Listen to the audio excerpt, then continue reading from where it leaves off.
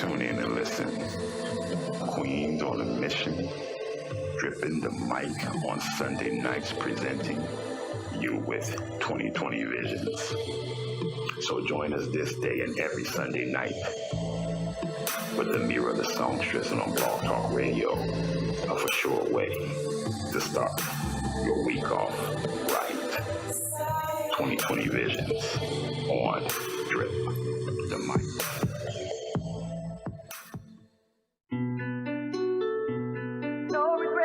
Hey, it's Ameerah the Songstress. You're tapped into 2020 Vision on Drip the Mic Network. All is well. Stay focused. Hey, you guys. Yeah. We made it back in here another Sunday. I'm so excited. See the smile on my face? This is going to be on my face all day because, we have some wonderful guests joining us today. I am not alone. In the studio with me. I said in the studio. In the studio with me. We have none other than Buddy Lewis. Say hello to people.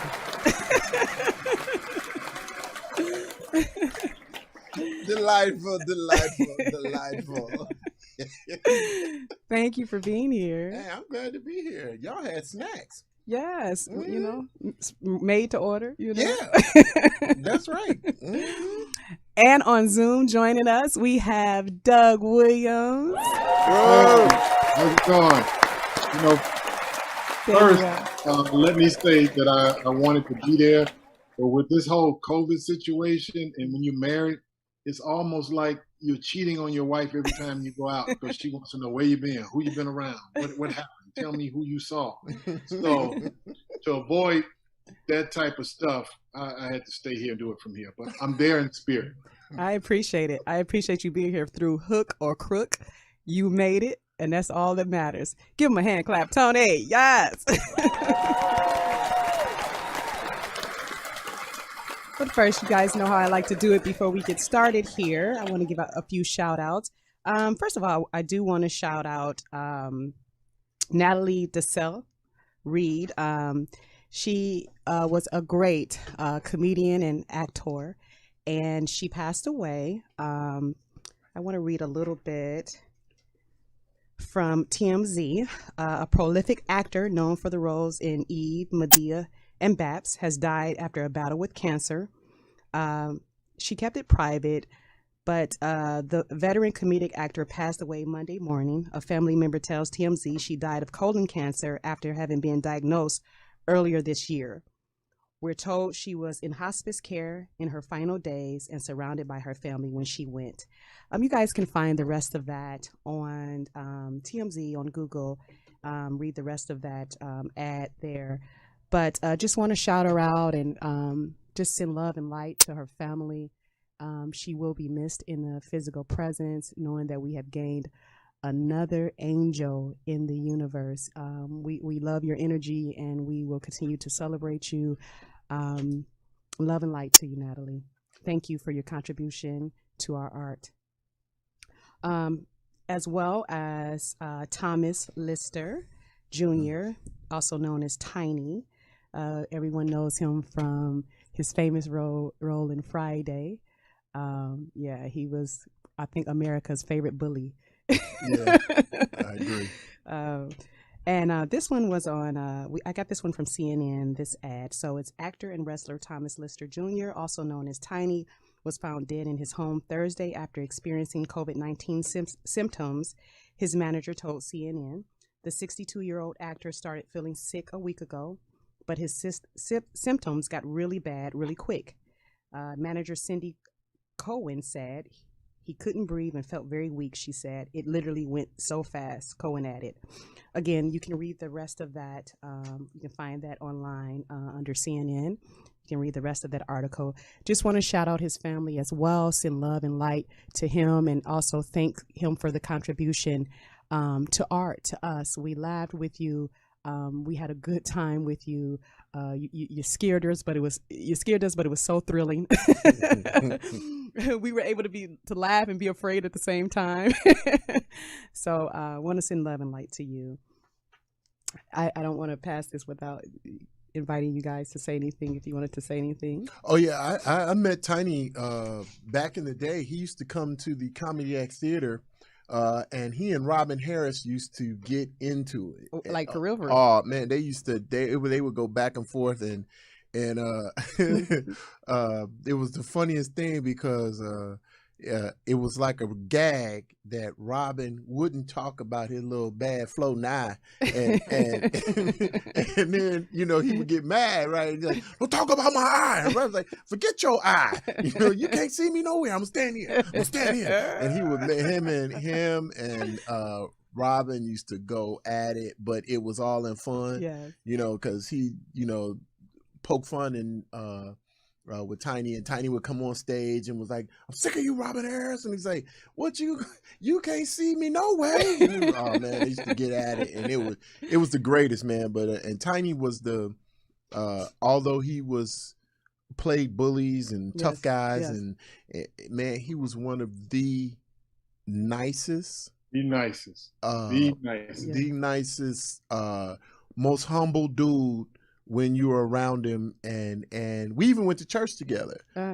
He and I knew he knew the Lord, so he was a good dude, and he will be missed. He and Natalie will be missed. Nice. I never got to work with Natalie too much, but Tiny and I had our run-ins in and out of the the Hollywood scene. Yeah, and he was a real good dude. Yeah, real good dude. Quick story about Tiny. Two quick stories about Tiny. Okay. First of all, Buddy will remember this more than I, because as he said, he talked about Robin Harris. Well, I came to from him, put it back on the stand, and wait for the next comic. And he got so good, Buddy can attest to this, that the crowds would be hoping the guy wouldn't be bad. Yeah, so Tiny could usher him off. That was like the modern day. What was that? Sandman, but Sandman. He was Debo Man. That's my first story. Okay. Second story is last year my wife and I did a television festival. Okay. And Tiny was at the festival, and I remember I left my wife alone for a certain amount of time. And Tiny came and they were talking. He kept her company. When I came back, he did the whole bully thing. Like, how you gonna leave your wife here like that? You gonna leave her out here? And I didn't know he was. I thought he was serious. I'm like, man, I just went over. I had to go. She knew I was. Well, you take your wife with you if you do that. You don't leave your wife. And then he just broke out and said, man, I'm just playing. Don't be leaving your wife. And I was like, yeah, okay, man.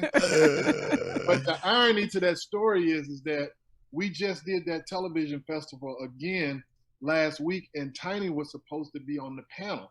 Okay. And we were all doing it Zoom. Now, he was dealing with COVID, and he didn't know how bad the COVID was. So last Friday, he was still going to come on the computer and do the Zoom, but he had to go. He wasn't computer savvy. He had to go to his manager's home to work on computer. So when they found out he had COVID, they were like, nah, just stay there, this and that. And, they announced that he was supposed to be there.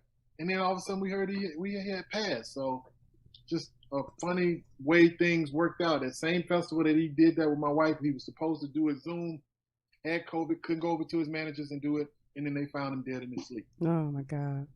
So, but we feel his energy. We feel their energy permeating through the universe. Absolutely. We haven't lost, but we've gained more love and light into the universe, I'd like to think. For sure. So let's move on. I want to show a couple of TikTok videos. Y'all know how I do it. We're going to show a couple of TikTok videos. Let's get to we want to shout Anthony out for this one. Yeah, run that for me, Tony. Hey, you want some head? I gotta go to work. This is I can't fuck up no more. You sure?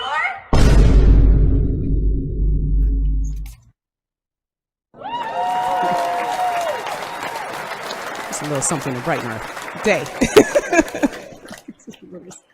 You're just trying to go to work. That's all you trying to do. Wow. Now this is a first. We got two comedians, and you guys both are speechless. Wow. Yeah. Yeah, Huh? because he's the police. And what, you expect him to not? Yeah, I mean, first of all, if you just offering up random head, I mean, what I'm mad at is why this situation never happens to me. Really? I mean, he could probably get it just, hey, you can get out this ticket with some random head. You can, hey, you can get out of this jaywalking ticket. You can get this speeding ticket pass over, if you have some random head available. But just to shout him out? Yeah. Wow. Man, sometimes, yeah. And it might be a good woman. He might have a good woman. Like Well, listen, if you turning down random head, you better have a good woman. Arbitrary and random head on the street. I'm just saying. Doug, does that happen to you? You know what? I second that. That video reads deeper than what you're seeing on the surface. I think that's the answer to police brutality. Come on. All Talk about it. police officers need more head because when that happens, you don't want to go choke somebody, put your foot on their neck. You just want to relax. So, ladies, it's on you. You're married to a police officer, boyfriend's police officer. You know what you got to do. Hey, don't leave them outside pieces. This is part of your job too. Inmates, prisoners. This is you can help us out. Listen, hey, Doug. You know what? I played a cop one time on this TV show. It was called. I was with Rob Schneider. It was Ravishing Rob or something, right? And I had to play a cop. They had the full regalia, the belt, the gun, the stick, the bullet. I mean, it was the heavy ass belt. And I realize now why cops are pissed off when they got to get out their car. Why? Because that belt, man, that stick is all in your ass, and the gun is poking you in the thigh. And you like if you have to get out, right? And we were doing takes, like all right, take one, and I had to get out, and you have to struggle to get all out the car. I was like, you know what? I would shoot somebody's ass too if I had to get out this car over and over, and then have to chase somebody. Yeah. Oh nah, I'm going in and shoot you. I got run, shoot him. I don't know. Hey man, that's why I was like, when I saw that that cop show, I was like, I don't know. Now I have a new appreciation for cops. When they were, what you gonna do? And they running and jumping over stuff, and I was like, this is obviously not real, because I wouldn't have been chasing nobody. I'd been like, freeze, bow. Whew, yeah, Chief, it was tired. I was so tired. I mean, he was running, and I didn't know if I was going. I shot him. You're really shining a light on it, man. Like now we can understand what's going on. Hey, listen, if you really had to get out that car, I mean, and it was like 6 or 7 takes of this. I was like, man, and I had to keep getting back in the car, and the seat, with this. I mean, this stick and the bullet thing and the gun, everything was jabbing me all in my ass and everything. I was like, you know what?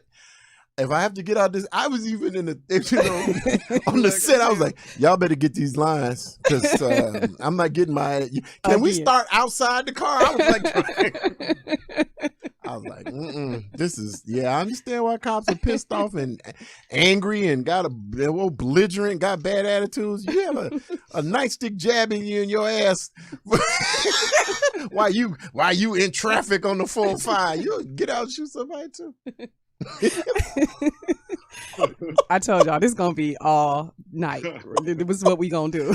Like, can you imagine in the snow getting out? Oh man,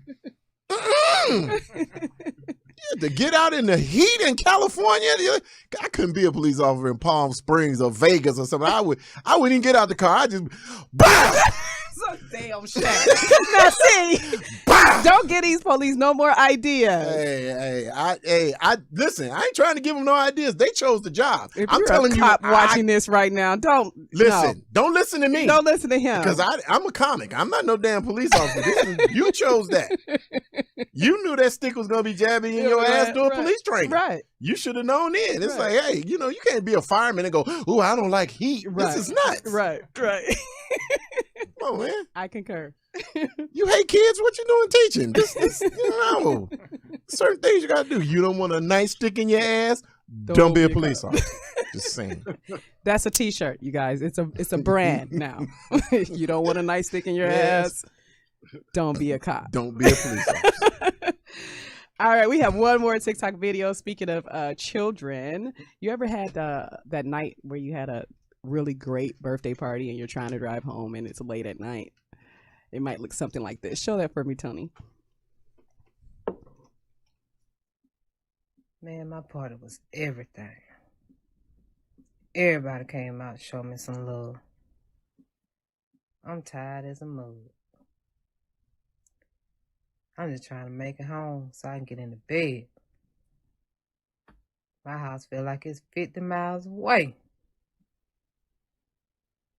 Lord, please just wake me up.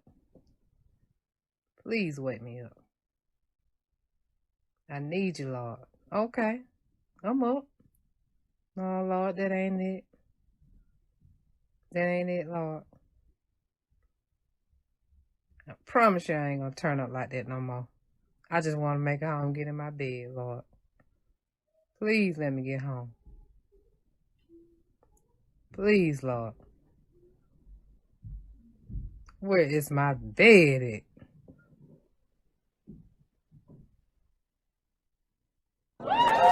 That little baby. It was a good illustration, but why they do that baby like that? What in the Hennessy and Similac was that? Tennessee. That baby was. I mean, what CBD titty was he sucking on? He got some infused baby. Yeah, he got some infused titty milk. CBD. He got a Titty CBD milk. titty, and he was. I mean, that's And that's a thing too. look, man, Doug. That baby was straight drunk, wasn't he? Driving. He driving. Hey, he had the baby wobblehead. Did you see it? Yeah. I'm good. Does it remind you of somebody you know, Doug? Have you ever seen that? Herein lies the problem. Okay. See, now you got to change that, because next thing you know, you're gonna grow up, the police gonna pull him over, and then you got to answer that. See, this is a police accident waiting to Waiting to happen. happen. You understand what I'm saying? So we got to stop it there. We got to correct this problem when they're that age, so we don't have to have all these marches and riots, Right. 17 years later. So should we stop giving them Similac? What you think? Hey, yeah, Similac with yak in it. See, this is what's wrong with black parties anyway. See, this is the baby party. See, this way, have you ever been to a baby party and they got alcohol? You're like, what the heck? Why is everybody drunk playing spades at the baby's 2-year-old baby party? Obviously, the aunties and somebody uncle, Uncle Peter came by with that big ass bottle of with the handle on it, of vodka or something. The Crown Royal in that big. He brought Crown Royal in a trash bag. It's a purple trash bag. Everybody high, including the baby. This is why you can't be smoking weed around your kids, people. This is a prime example. That baby right there. That baby right there is a prime example why you can't smoke weed and edibles. That baby got into some edibles. He thought he was eating some Gummy bears. Next thing you know, he had now he can't drive his own little toy car. This baby is buck wild. Baby's going buck wild. Baby's gone buck wild. What in the Oh my God. What in the Gerber baby food mixed with with CBD oil is this? What kind of? Oh my God. You guys. All right. First, you need to find them parents. Who the hell Well, I was gonna put shout this out baby in the car when they know he drunk? He punch drunk. Yo-Yo Latrice. What's her full name? Yeah, her handle is Yo-Yo Latrice. Shout out to you. Yo-Yo. I'm calling the authorities. I'm calling the authorities on your ass. Got this baby driving while he drunk. Baby go get a DUI in the house. They was moving stuff out the way for him. That's awful. Well, I'm going to get into this commentary so we can get this show on the road and get into this interview. We want to know about these two young men here. They have been up to a lot, actually. They've man, they don't stop. The pandemic hasn't stopped them. I call it the healing, the uprising hasn't stopped them. They have taken the bull by the horn, and they've been charging forward, and we are proud of them. We want to celebrate them today on 2020 Vision. I named this one, That's Hilarious. Homage to the stars. The definition of a star: a fixed luminous point in the night, a large incandescent body like the sun, or a famous, incredibly talented performer. Either way, it's all relative. As I continue to use this platform to celebrate the arts, I'm starting to realize that the stars are aligned. My guests today, Buddy Lewis and Doug Williams, they are here to talk to us today about their new show, Leon's Lounge. And I'm going to tell you guys and show you guys all the things that they've been up to. We can't let them leave here without celebrating them. I want you guys to give a 2020 Vision warm welcome to Buddy Lewis and Doug Williams. Yay! Yay! That's my happy COVID clap right there. That's my little baby COVID clap. You can. Baby COVID clap? Yeah, that's the baby COVID clap. It's not loud. It's just, it's precise. Perfect. Well, we have people watching us on Facebook. Do they have my Cash App? That's what I want to know. Yeah, because Facebook will let you charge now. I almost charged for this episode. I almost said that this is kind of too good to be free for people. Listen, now you can throw Buddy Lewis a tip. I'll give you my Cash App. They're watching on Facebook. They're watching on Twitter. They're watching on Instagram behind the scenes. They like being behind the scenes on Instagram. Cash App works on all those platforms. And the people want to get to know you. And for those who don't, everyone knows them. But for those who don't, we want to introduce you. And we want to start with where you're from exactly. My mama house, as we used to say. No, I'm actually from Gary, Indiana. Yeah, I grew up in Gary, Indiana. I was born in St. Louis, to show me state. Okay. But grew up in Gary, Indiana, and went to Westside High School. Okay. That's where I graduated from. Started out at Roosevelt. See, I have this pattern. I start out places and finish other places. That's good though. That's good. Left there, went to Howard University on a swimming scholarship, and now I've been out here since 1989. That was my next question. Okay, me too. I'm sorry. 1989. 1989. That's when you came out to Hollywood. Yeah. Okay. Pursue my dream. What about you, Doug? Where are you originally from? Originally from Montgomery, Alabama. Born and raised in Montgomery, Alabama, the cradle of the civil rights movement. Came out here in I think 95. 95. Yeah, moved out here in 95. So from the South, Southern bred, and just with culture shock coming out here from cow pastures and cotton fields. Cotton fields, down here, man, trying to hey, now you see where all that good cotton went. It's down there on Rodeo Drive. Come on. They charge $5,000 for a T-shirt. For that cotton. For that cotton. Hilarious, yeah. So the culture shock, was it because of like LA being more of a melting pot, or was there were you still dealing with a little bit of segregation in the South? No, the funny thing about it is that I actually liked it out here a lot better because, in the South, is at least at the time when I left, it was black and white. Mm-hmm. So, you could focus on black. I mean, white people could focus on hating black people. Here, it's too many people to just focus on black people. You spend too much time on us, the Mexicans get ahead. So just spread that hate around. You got to spread the hate around here. You can't. Hey, we can't hate too much on them. That's hilarious. when I as I was digging through both of you guys' history, I found that you guys have done a lot together. The Martin Lawrence, Showtime, First Amendment. That was Doug's show. Okay. You know, people don't give him credit. We gonna the give you credit he credit deserves. today. We giving you credit here today. Yeah, he was the worries. host for two. How many seasons y'all do? Like 3? We did. No, we did 6. Six. Yeah, I know. I mean, he hosted a few seasons, and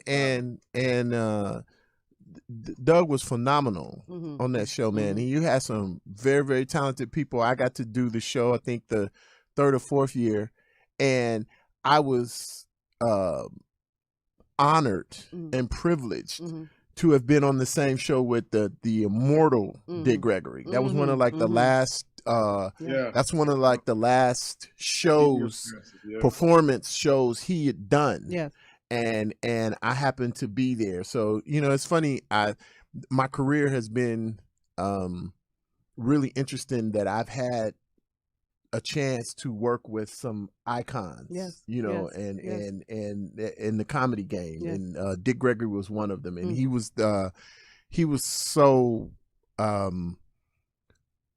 just kind of awe-inspiring to sit backstage with him and just talk and let him just fill you up with knowledge, you know, and with not only Black history knowledge and political. His political savvy, but just comedy. Yes, he would talk comedy with you. Yeah. And so it was amazing. It was amazing. It was one of those great experiences that I always remember. Yes, it was. What were you saying, Doug? I know you were trying to say. Yeah, I was agreeing with him, especially it's just to work with Dick Gregory. When you look at his past, his pedigree, what he did for the civil rights. He's another person that whom I feel never got the full credit for his contribution to civil rights. I mean, it essentially cost him his career to a degree, meaning that, as talented as he was, he never really shot to superstardom. He never had his own show. And he sacrificed all of that to fight for us, be on the front lines for us. And no disrespect to no disrespect to Martin Lawrence, who was the EP. I tell you, my career is so funny.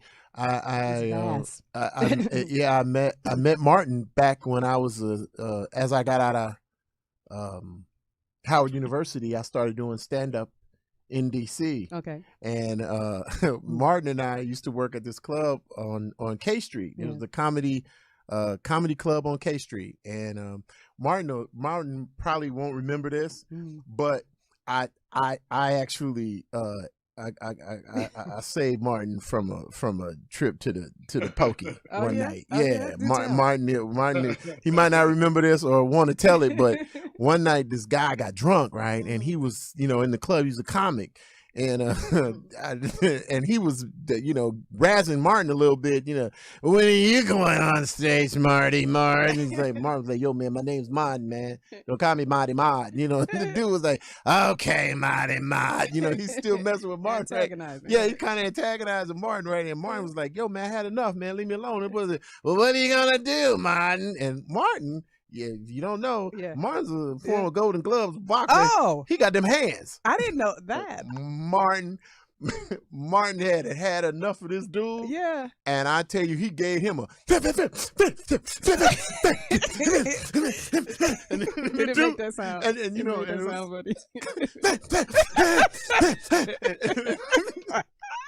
and I'm gonna tell you the funniest thing was, I don't know if you've ever had a fight with like a real drunk white guy. They all start asking questions when they're getting their ass kicked. What are you doing?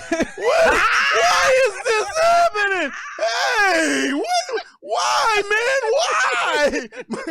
Why? And he never dropped his drink. Hey, man, what are you doing? Martin put them hands to him and knocked him out. Like he was like talking and getting knocked out at the same time. Was the funniest thing I'd ever seen. Because you see drunk people, they fall and then, what are you doing? and he's like, oh, wait a minute, you can't do this to me. And I'm like, Martin, man, come on, man, you got to go. Yeah, right. You got to go, because the fat doctor was about to call Martin up on stage. I was like, yo, man, you better get out of here, man. Because I'm like, I'm from Howard, bro, and I'm telling you, Right. police come, they're gonna take you, Martin. Just go, man. Right. I'll tell him that you know he started it. Right. And, he drunk. I just let him know, man. If he says he flies out, I got you. Yeah. So Martin boned out, Right, and I was right. like, whew. And then as Martin left, the white dude was like, hey man, what did he do? And I was like, because you did it to him. Right. It's your fault. You spilled your drink on him, and I was lying. I was he did it.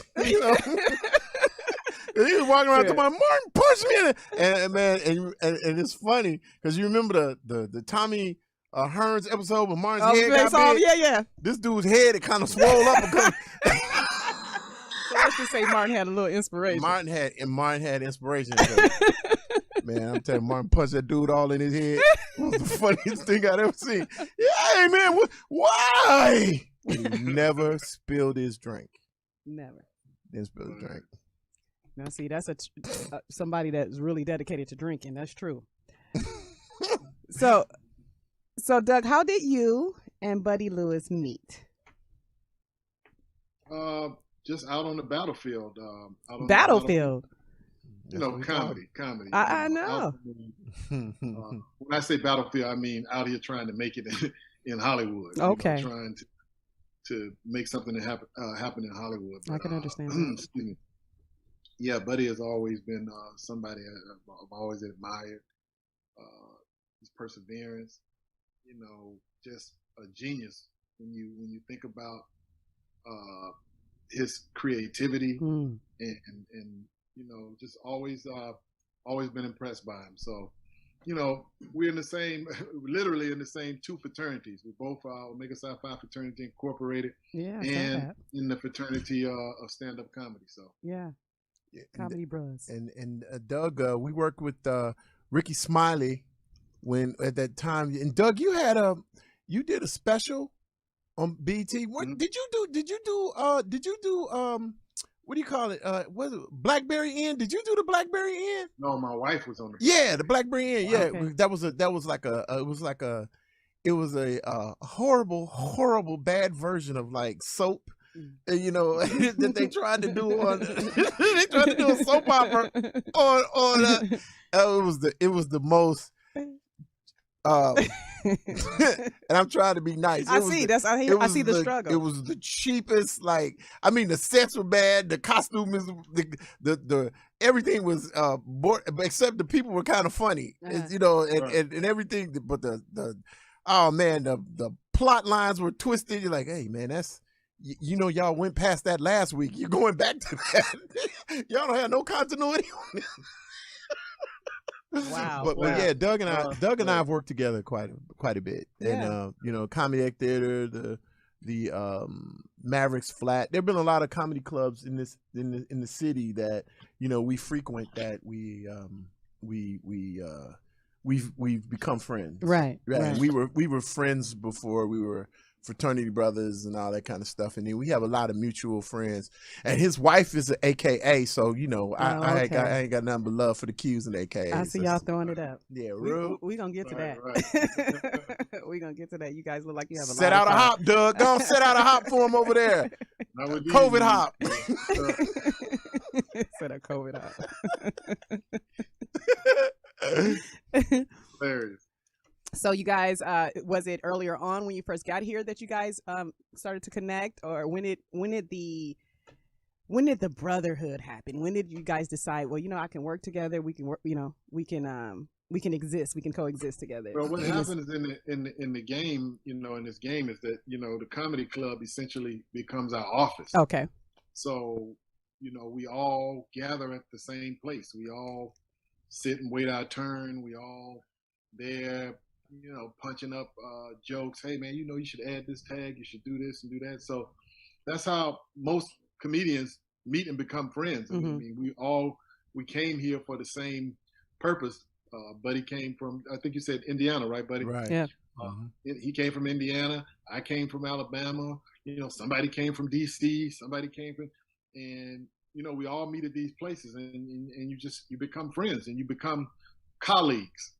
Okay. And you know, that's what happened. It's not, you know, I can't remember a specific time when I met Buddy. Like I met him on this day and this and that, but I just know we met through comedy, at being at comedy clubs and doing different spots and essentially like hustling together. Yes. So, Yeah, and guys don't remember stuff. That's a woman's thing. What? You know, women they'll know exactly what color buttons you had on your sweater, and Well, we met on the it was the first floor of the building. There was a portrait of a and you ask them, really, you can remember all that, but you can't remember to pick these clothes up off the floor. Really? see, Seriously? look at you. See, now you Seriously? try to You take the can't- conversation somewhere else. You know, women always can I'm remember. talking about the organic, you know, ness of the relationship. Doug and then- I met out. We was out. Okay. But at some point, y'all decided y'all was going to continue working together. Yeah, and no, I in one place I do remember. Okay. Doug and I definitely used to hang out right at as the Comedy Act Theater sort of wound down, because when Doug got out here, Robin had just passed, I think. Oh, okay. He had just passed. I think he passed in 94, 95. Okay. And Doug had come out here, and they were trying to have like a resurgence renaissance in that place. Okay. You know, and because there were several hosts that took over after Robin. There was Joe Okay. Torre and DL Okay. and Keith Morris Yeah. and a whole bunch of people, Speedy. Mhm. They all and comedy kind of exploded Yeah. after Robin passed, and that was the Def Jam era. You know, all that Okay. was happening. Yeah, Comic yeah, View, yeah. all those things were happening. And I had a room that Kim Whitley and I started in the Valley. Okay. We had a room we took a small Mexican restaurant Mm-hmm. and turned it around, and it became a full-fledged comedy club. It Okay. was the Ha Ha Cafe. Mm. That's the name now, but we were just doing Whacked Out Wednesdays Yeah. in Los Amigos.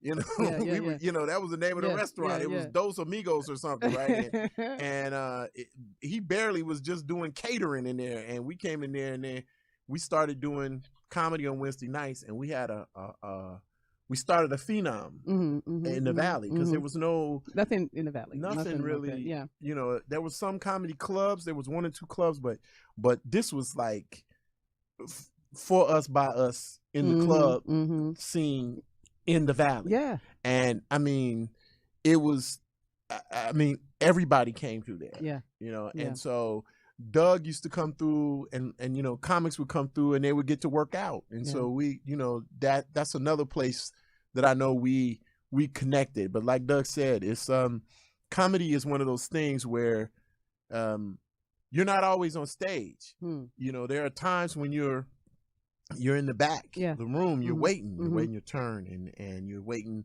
and you watch the people you like, Mhm. or the people that inspire you, or the Mm. people that are have you can see talent. Yes. You know, you'll go to help them. You know, Yeah. or you'll say, hey man, listen man, try this with this, or Mhm. yo man, I think you should change the order of that. Yeah. And, you know, and next thing you know, it's like, yo man, that helped.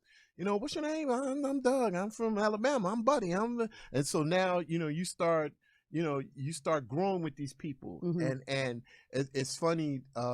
He was talking about class. Mhm.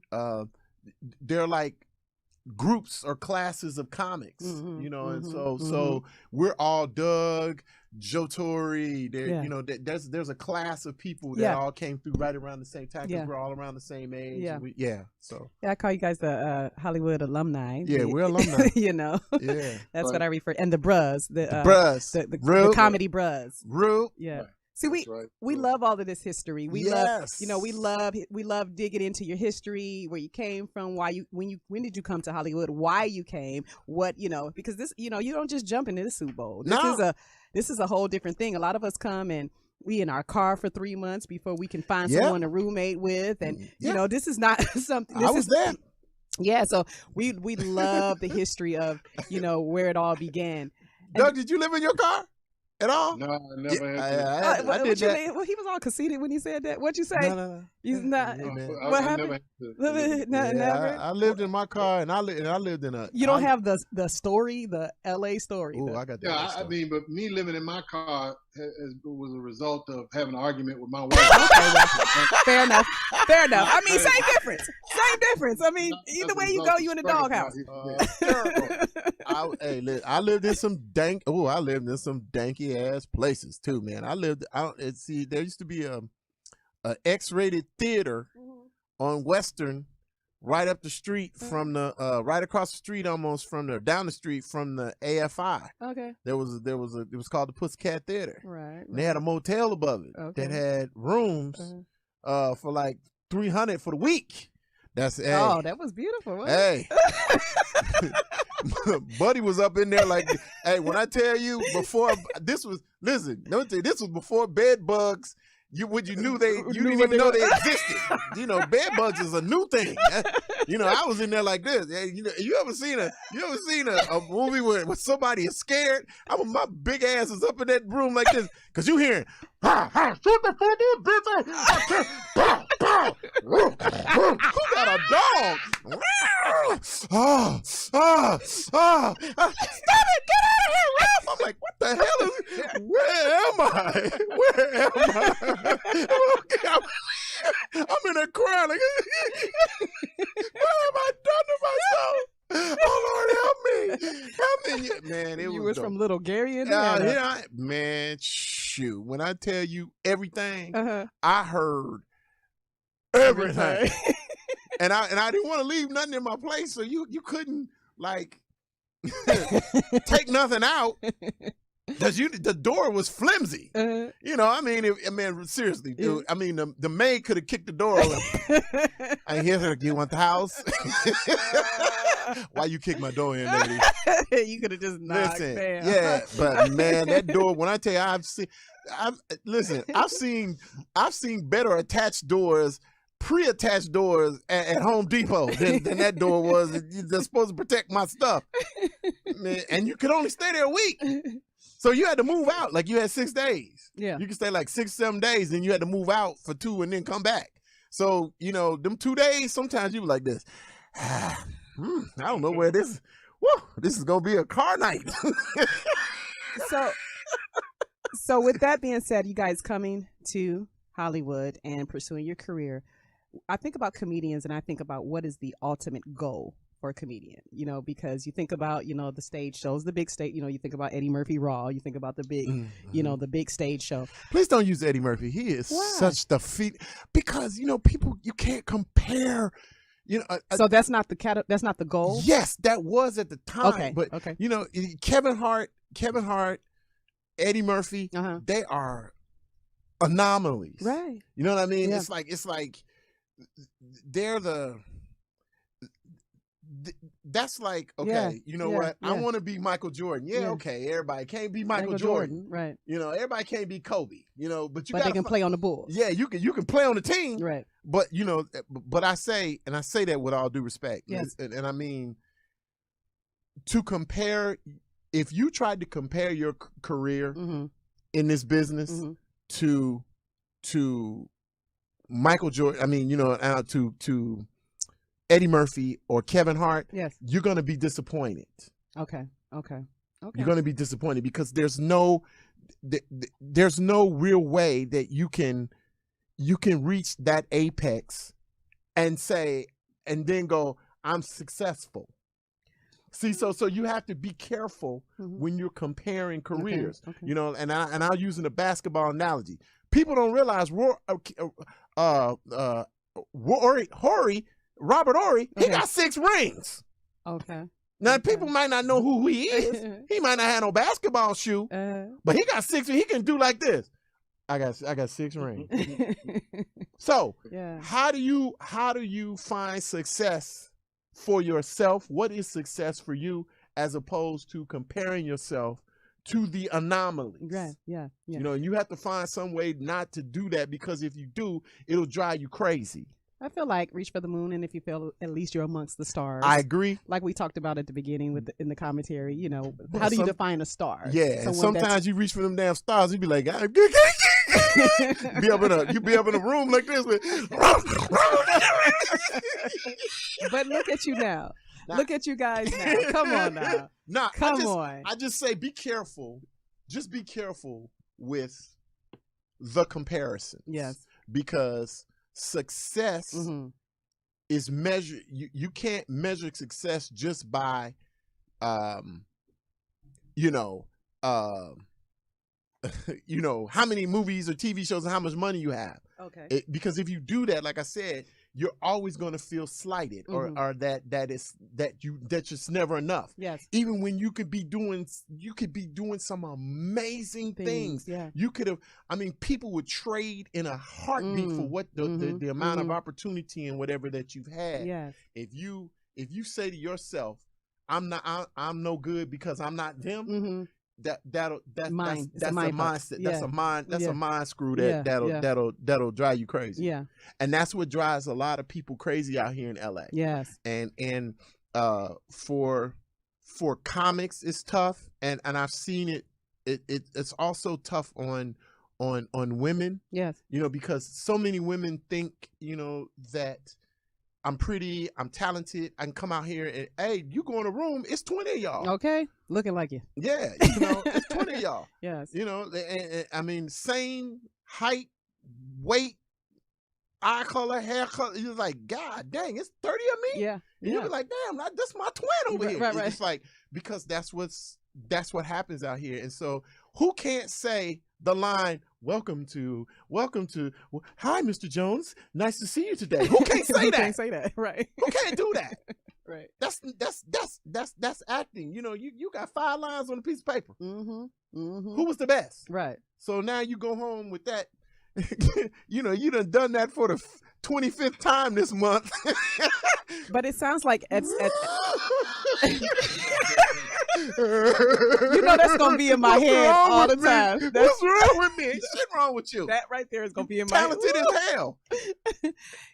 But what it sounds like you guys got into the business of the entertainment industry. It sounds like you guys started to develop a business mind, another way to do it instead of just, playing on the circuit. It sounds like you guys decided to, hey, let's start writing. Let's start doing something that puts us in the business. So that's why I asked, what's the goal when you first come out? What would be the goal as a comedian? It sounds like you guys took what you had and you assessed it. You came out, you saw what was going on. I think that's. I'm sorry, Doug. I'm running my mouth, man. Excuse me. No, go ahead, man. I'm enjoying it. I think one of the most interesting things about comedy is it provides opportunities to do other things. Yes. So as a comic, you can sometimes get opportunities to act, to do stand up, to do voiceovers, you have a lot of different avenues where you can direct your energy and create opportunities for yourself. Yes.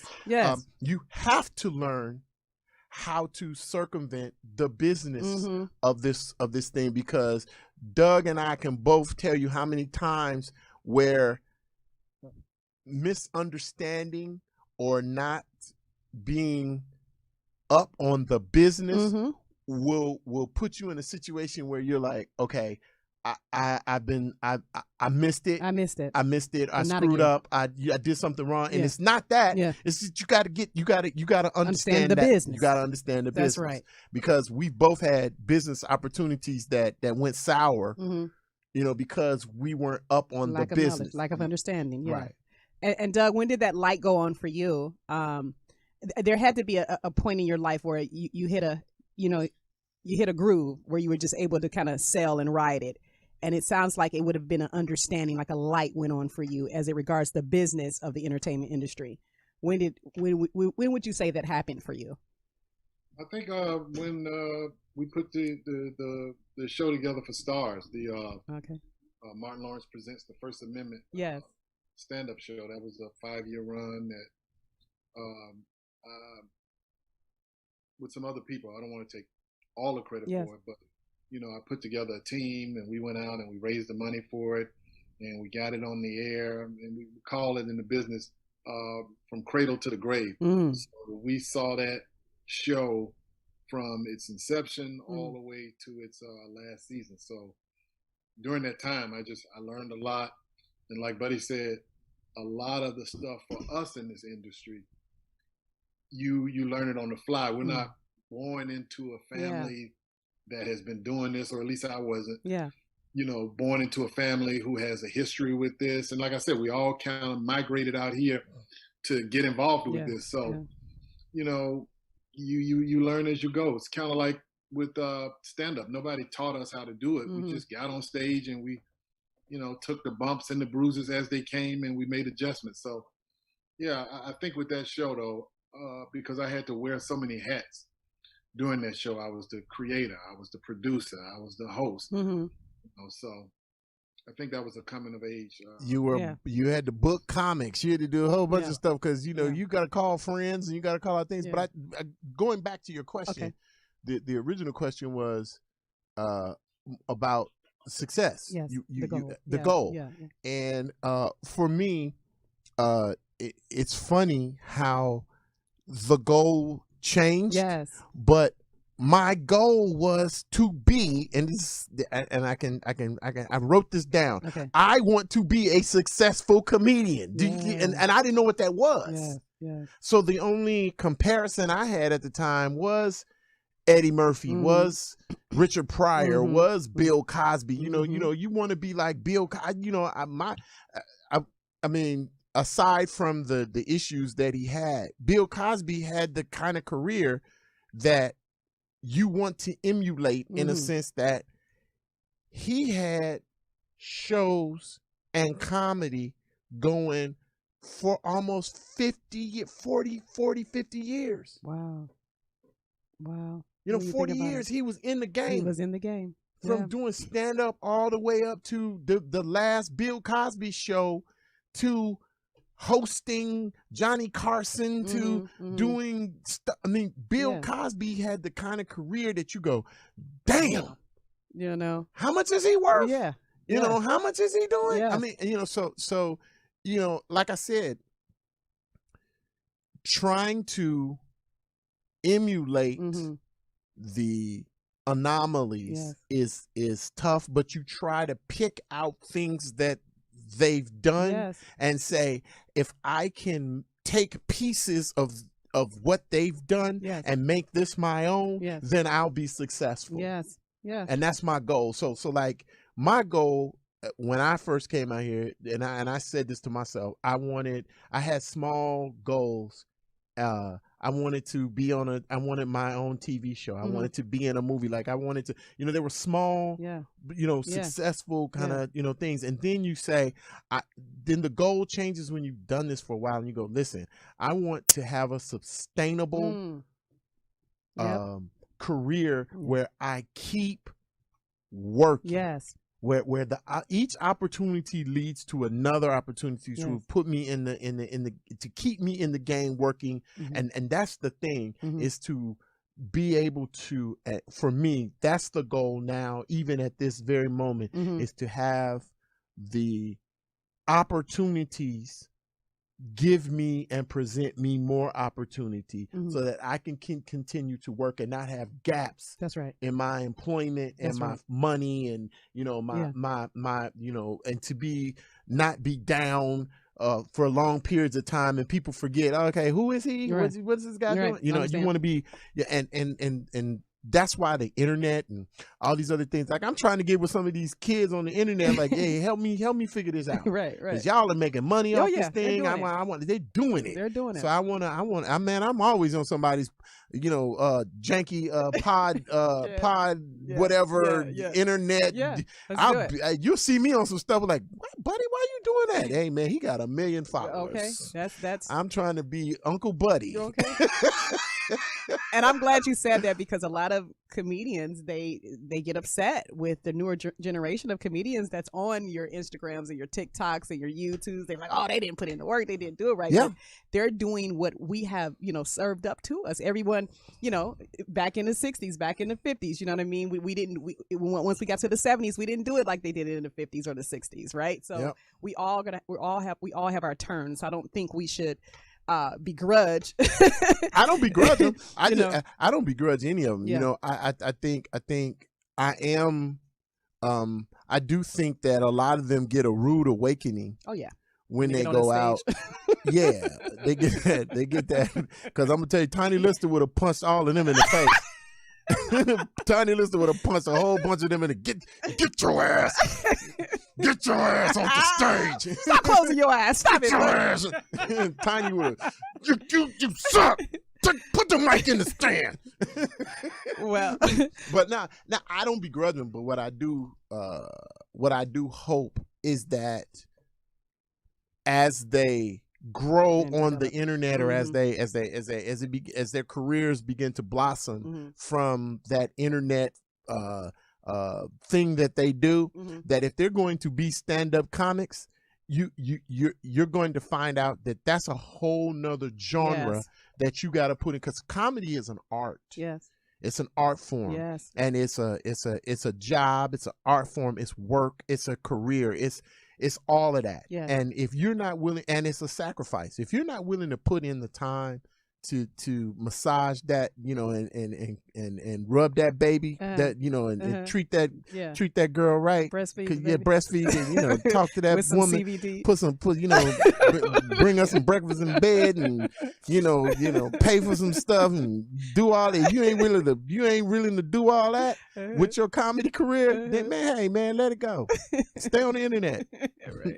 Because you wasting my time, and you BSing, and you treating this girl wrong. Right. And And I'm they at the- probably making more money on the internet than they probably would make. in Yeah, stand-up. but that they in don't- their lane. But but then and it shows, because some of them are horrible comics. But are we mad at them for being in their lane though? If they stay in that lane, are we mad at that? Oh no, Okay. I'm never mad. You know what? Listen, grab your the paper. bag. Get Get the your bag. bag. Get the bag. Get your bag, but don't be over here. But see, what happens is, they be getting that bag, and then clubs will be like, I mean, people were walking out. I'm like, yeah, he ain't no comic. he's a YouTuber. Right. He ain't got 45 minutes. Look, Doug and I'll tell you. Listen, even the great comics. Uh-huh. I'm talking about great comics. Mhm. Chris Rock, Mhm. Kevin Hart, Yes. Sinbad, Yes. Dave Chappelle. Yes. When you talk about these guys, Mhm. and they do a special, Cat. That didn't happen like in a month. Mhm. Mhm. You got to remember, before Chris Rock did like the black and black black, I can't, black is something, I can't remember the title. That was 15 years worth of comedy he put on that Yeah. special. Yeah. Yeah. So Kevin Hart took he takes a year and a half. He's done like 5 or 6 specials, but that's 20 years worth of material, Okay. and then a year's of work before he does the special. Okay. So So you're not talking about somebody going, in 3 months I'm gonna do a special. Yeah. No, you're not. right. No, you're not. Right. So a comic is going to put in that time, and see, Mm. some of these people think, I got 1 million followers, people like me. They ain't got nothing to do with doing stand up. Yeah. Yeah. You got to put in some time, and you got to put in some work. And the great comics, Dave Chappelle was in clubs all over. He was all over the country doing clubs Yeah. before he did that first special on Netflix. Yeah. Yeah. Chris Rock, his last special that he did, I saw him in the clubs Mhm, working at, mhm. he would do 3 or 4 minutes worth of material and leave. Yeah. And he did that. He would go in and do 10 minutes. So the moral of the story is put in work. Got to put in his work. And speaking of that, You're going to get this work. speaking of that, we want to celebrate you guys. Buddy More Lewis and Doug celebrations? Williams. Yes, we're gonna celebrate. We're gonna keep celebrating on here on 2020 Vision. That's what we do here. Wait. Okay, you know what? I like, Huh? like one of your fine friends going to jump out of cake or something? That's what we need. We're gonna celebrate. Well, the equivalent to it. Okay. Ameerah, you got to. You know what? You need to have some. I know you What got you some need? cute friends. Huh? You got some cute friends. I do. Yeah. Why don't you have none of them You down here single? celebrating? You single? Yeah. Okay. Good. I'm a single man. Good. Doug the one married. I know a lot of good women looking for a good man. Huh? Okay. You gonna still be the good man though? Like that's all I'm Yeah, at. I'm just saying. Look, see? Look, I don't know. Look. You wasn't sure. I'm not. All I'm I'm saying is positive. you wasn't sure. What do you mean? I'm not sure. I can light them up. That's all I'm saying. They probably gonna call in. You sure? Yeah, okay. You ready to be a good man, or you just want what you want? Look, some celebration or a good listen, man? You had the right friends. Okay. Don't be having the ones that's single for a reason. You know, because some of them got the that. only reason that got they that might one, be single is that it's more of us than it is of you all. No. Huh? Some of them got that. Some of them got that bullet wound scar. See? You know, and some of them got a. You said my friends. Yeah, got that You vampire said tooth that's a my little long. friends. They got that vampire tooth. Why you talking about them? See, that's why you single. See, you talking about them. No, I'm just saying if you're gonna introduce a friend, it's gonna be quality. Okay, that's all I'm saying. You asked me. I'm Ameerah. Okay. I'm just saying. You know, because sometimes you know how it is. You can't do it no more. I'm not gonna hate on you. You okay? I'm not gonna hate on you. I know what you're trying to say. You know what I'm trying to say. I'm not gonna hate on you. Okay, don't be creme de la creme. I want you to meet my friend Pressure Recious. See, you better be quiet. Now you gonna get in trouble. My friend you Precious. gonna get in trouble. I'll be like, you gonna get in trouble. You better stop. Ooh, she thick. You better stop. Wow, look at her. This Go, was girl. just on Look okay, you at know what? Without further ado, let's thing, we like girl. to show an homage to the comedians that we love here. You and we want me to show feed that, you? And we want to Wow. show that for you here on 2020 Vision. Buffet? What? Mastros don't have no buffet, girl. What? Come get your friend. This why you ain't come to the studio, because you already knew he was gonna get up in here and clown, and you didn't want me. What do you mean? What does that say? It says hors d'oeuvres. Horty whores. What is that? Oh, Brian, can you show that homage to them before he get me and this whole show in trouble? Kick it! I ain't scared of you motherfuckers. Where my bitch? Where my bitch? Can't we just say employee? Oh, girl, I'll be in trouble if I left you now. I was getting some head. Cut it off right now before I come there and get some head out of all of you. This shit here, nigga. This shit's cold. Court's about to start any minute. I hope this don't take long. We're gonna be in and out, counselor. Didn't I tell you stop calling me that I'm not a lawyer? All rise. The Honorable Judge Karen Jones presiding. Oh, Sylvester. you know her? Man, we used to date back in the day. We just broke up this morning. Oh, you gonna tell all my business? 3,500 hours of community service for disrupting my courtroom and another 1,500 hours for stealing my dishwasher. Your Honor, I'm gonna have to inform the court that I cannot do no community service. And why not? Because I'm gonna be in jail for manslaughter. Oh, come on, help me! Oh, don't worry.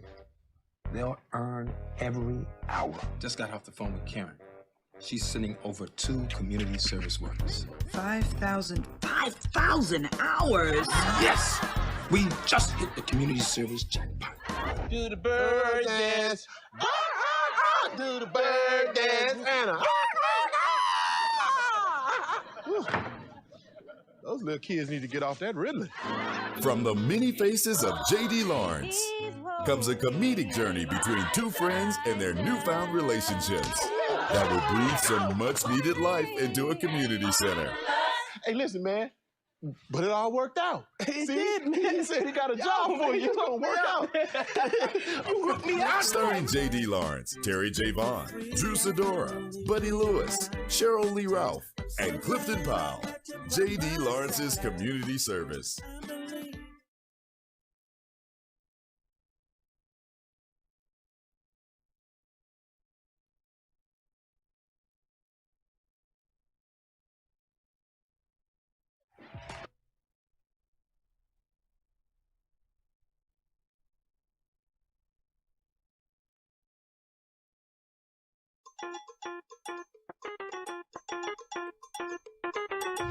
Ride for your man. That's all I'm saying. Be down for your man, because there's a lot of other stuff out there.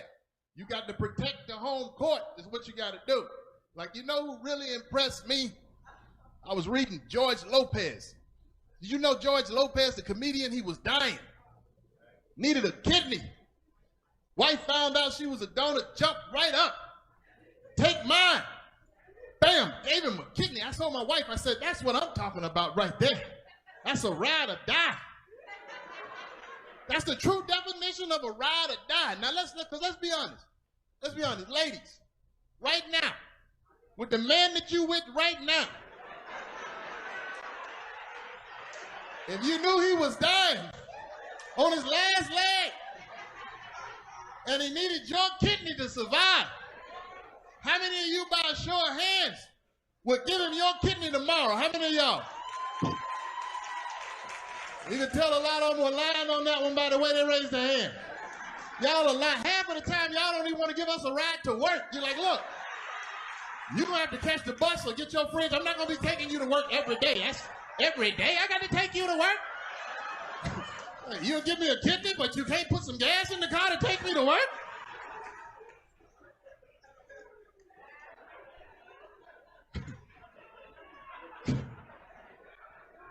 And I don't know, fellas. I'm going to be honest with you. I don't know about accepting a kidney from your woman. It'd be a blessing and a curse at the same time. Be a blessing because it saved your life. But if anything go down, you will never hear the end of it. You will never be able to live it down. Oh! So you thinking about leaving? Well, I tell you what, you can go, but set that kidney on the table. Give me that kidney, set that kidney on the table. You can leave, but I'm gonna need you to set that kidney on the table, player. I'll holler at you later, leave that kidney on the table. You will never hear the end of it. Oh! So you gonna sleep with another woman with my kidney?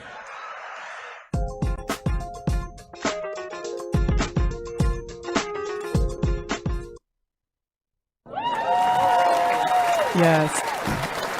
We just wanted to pay a little homage to you guys and thank you guys for your contribution to the arts. Yeah, I need some more video clips of me. Actually, there was more of you. Definitely. It was you about the other one of him. It was, yeah. I'm glad y'all didn't get none of my career from the X-rated channel. Sorry, we had technical difficulties. We had a crash. But yeah, there actually was more. But you know, we want to propose a toast to you guys. Oh, shoot. Hold on. Can I have some more? So I drank mine already. You drank yours already? I didn't know we were going to toast. I don't know how to pour, so you can go. Oh, let me show you how to pour. Yeah, I don't. Doug, you so don't have green juice, Doug, whiskey, wine, whatever you. Really a different type of show. I mean, we just try to. Alcohol. Yeah, we try to make it good for you guys. And good stuff too. Yeah, each month we feature a different bottle of whiskey. And Mr. Cook, tell us all about it. Tell us about this one. All right, this is Woodford Reserve. It's another Kentucky small batch bourbon. And this one, I haven't gone over this before, but this one actually has a boast about or more than 200 different flavor notes. So if you sip it nice and slow and do the different whiskey tasting procedures, you'll actually get a bunch of different flavor notes throughout. So, but again, another Kentucky straight small batch bourbon. All right, we'll be sipping on this one all month. You know what, Ameerah? I am so impressed. What? Because that's not his real voice. I heard him earlier when he came in. He was all up here. Welcome in, buddy. I just want to say thank you. And man, it's great to meet you. And you sound like Mickey Mouse. And then all of a sudden, when he's talking about bourbon, yes, the deep aromas, the flavors of all. That ain't sound like Darth Vader, the bourbon man. I saw you look at him too. You was like, where that voice come from? He just sipped some bourbon and his voice got deep. Hold on, wait a second.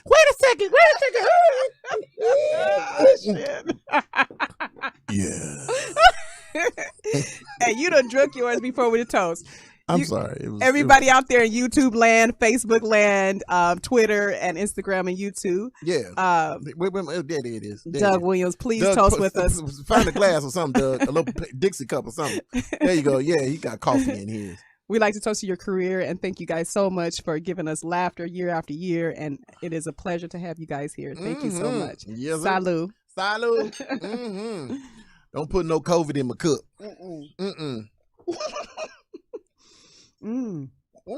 Yeah. So did you take did you take your first one like a shot? What was that? Because I turned my head for 1 second. Huh? It's free alcohol. I'm gonna might get another shot. Well, guys, we have some chatters, right?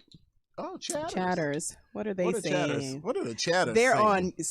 they're watching on YouTube, they're watching on Twitter, they're watching on Instagram. Are they? And sometimes they like to chime in with us. So on Facebook we had Willie Brown. He said awesome. With that puppet. Yeah. Is it Willie with the puppet? With the puppet, yep. Willie Tyler. What was that dang puppet's name? What was Willie Brown's puppet's name? Woody? Woody. Yes. What up, Willie Brown? Woody. Shout out to you and Woody, baby. Yeah. Always got your hand up a puppet's ass.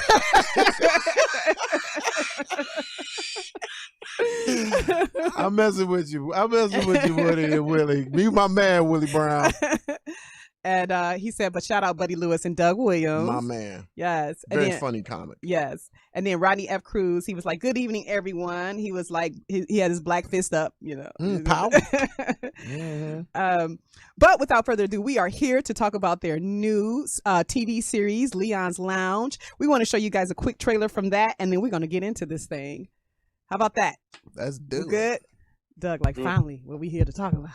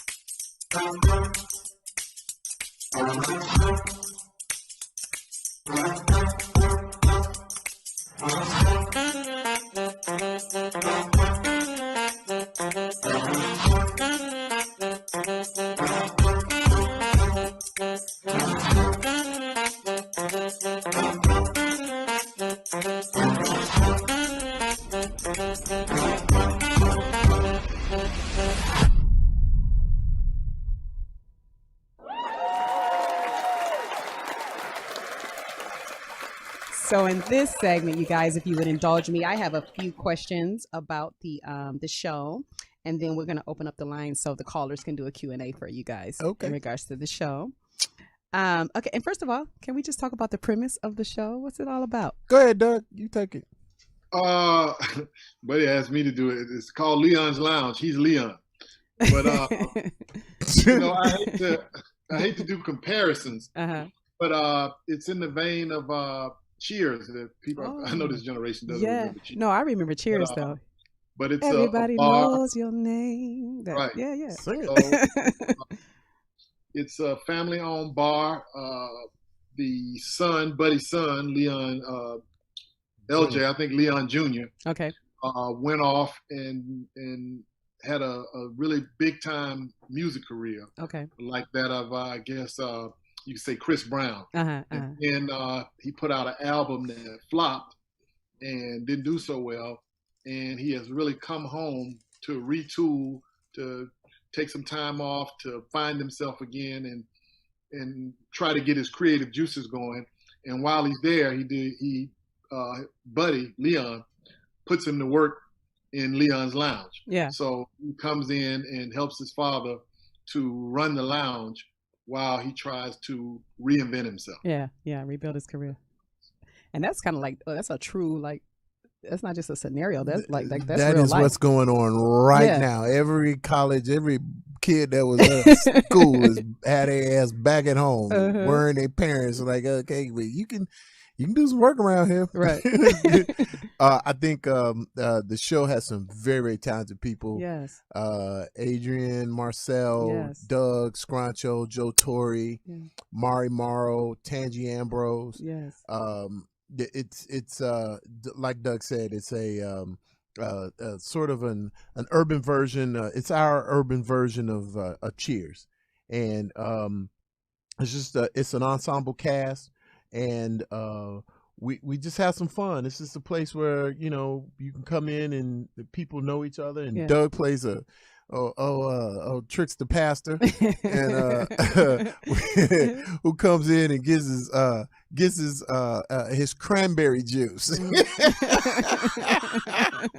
Yeah, but everybody knows what y'all have in the studio right now. It's cranberry juice mixed with vodka, and he's in there. But and man, really had a good time shooting the show. We shot in Oakland.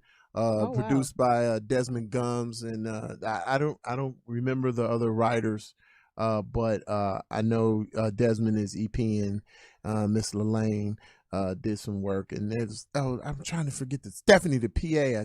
Stephanie, I think was her name. If I hope I got it right. She'll be mad at me if I forgot, but I'm sure it's Stephanie. We had a real good time shooting. Okay. We shot 3 episodes, Doug? They shot the 3 episodes, and they're trying to sell them on Black Prime. Hopefully, we'll get some traction. I hope that all of your viewers of this will go and watch and get some Black Prime, watch the show, leave a comment, and perhaps we'll do more.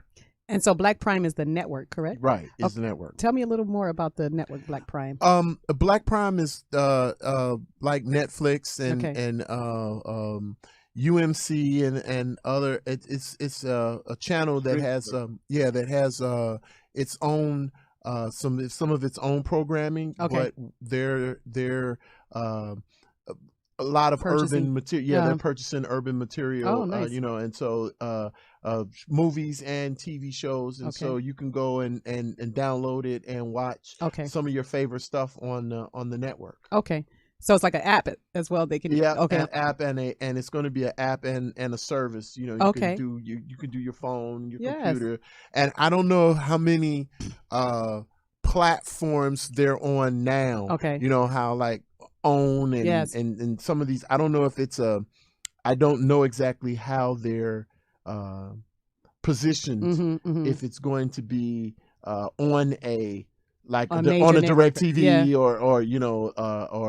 streaming dash a dish or what platform they're on. But I know there'll be an app that you can download to your phone and watch, or your computer and watch, and if you have a smart TV, you can put one of your apps on the TV and just watch it. Just go ahead and make sure we get more episodes. Look, people, I need you to get on in here, watch this show. Yes. Right. Watch this show, and so Buddy Lewis, I'm trying to get some more episodes. No, we gonna do it. We gonna do it. So there's 3 episodes available now.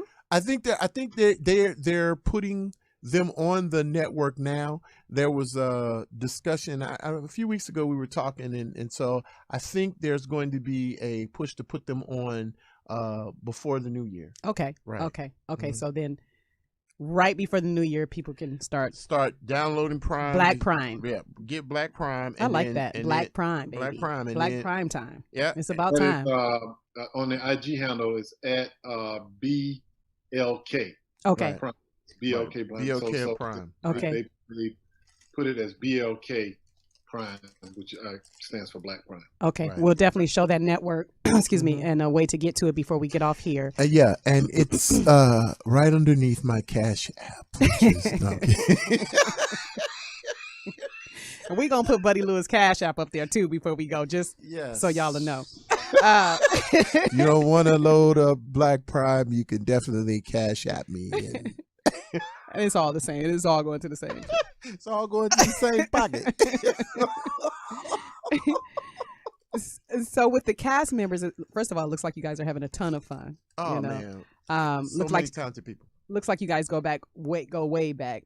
So was there a real casting process for this, or is a bunch of friends got together and decided, hey, let's do this, let's make it happen? I think it was a combination of both. There was sort of a light casting. Joe Torre, who's my old friend, worked with the executive producer. Now, I actually worked with the executive producer Desmond Gums on another project many years ago. We did a movie called Haunted House Party, and written by my boy Leo Lawrence, and directed and written by Leo Lawrence, and we only got like we were supposed to shoot an hour and a half movie, and we only got about 65 minutes worth. Because the house party ended early. And we were in Oakland shooting, man. It was the funniest thing. The local hoodlums and thugs and nefarious types wanted to know why we were shooting in their neighborhood and they weren't getting paid. Man, it was a mess, but we ended up shooting. I don't think they actually ever finished the whole complete film. But that's how I met Desmond Gums, because I was in that movie, and so he remembered me from that, and I guess Joe Torre, did some limited casting, and said, hey man, listen, Buddy would be good for this, and Doug, and so here we are, and that's the way a lot of projects come to fruition in LA. Sometimes you have to call out favors, and and then when the budget is low, that's when you really call out favors. You're like, hey buddy, I ain't got no money, come on, do this for me, come do this for me, buddy. That's my middle name. Come on, do this for me, Lewis. Hilarious. Doug, how'd you get the call? Did you get the call? Did you get casted? Was it a friend? How did the call come to you? Well, I think for the sake of time, they didn't want to go through the normal channels of putting it out in the breakdowns, having people come in. So Joe Torre, Joe is one of the producers on the show, just gave me a call and said, hey, I got this pastor role. I think you'd be good for it. He sent me the script. I looked at it. I liked it. My wife helped me go over it, and that's how it came about. And fortunately, I just, we all kind of just really, when we got there and we did the table, there was just a chemistry. Yeah, it looks like it. There was just a chemistry there.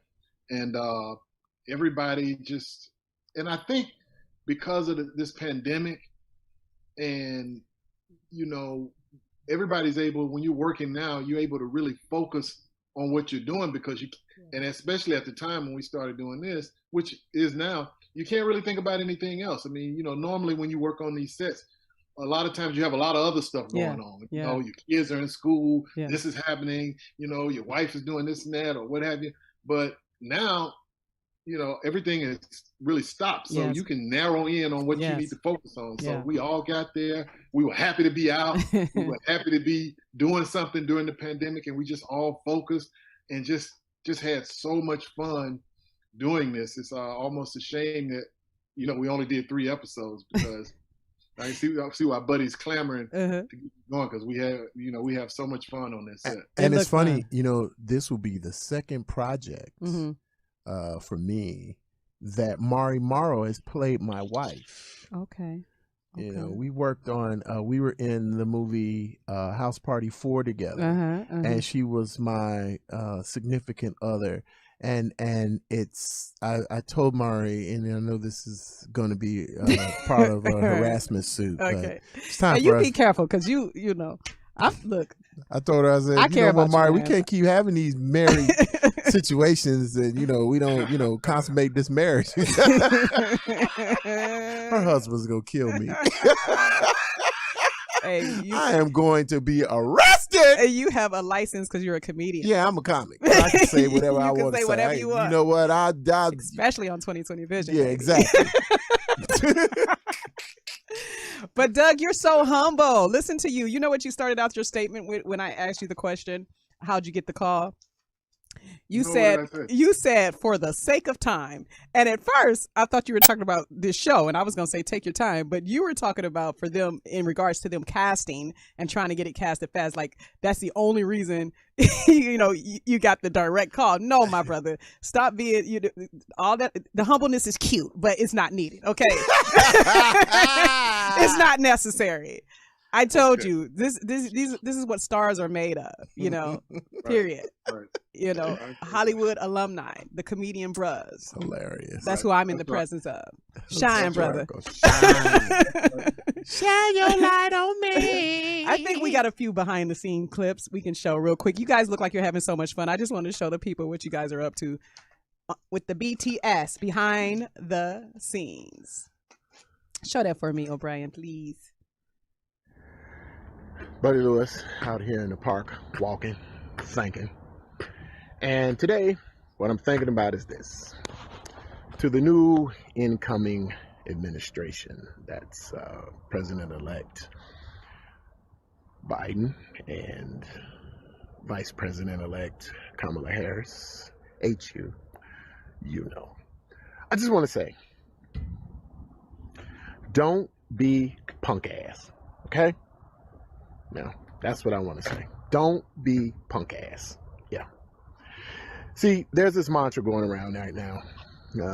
Many people are saying, well, the country, 50% of Americans voted for the Republican Party. And now what we need to do is find common ground and work together to make sure that we get past our partisan bickering and find a way to compromise and come together for the betterment of the country. Hey, you know what? This is some BS, okay? All right, don't fall for this.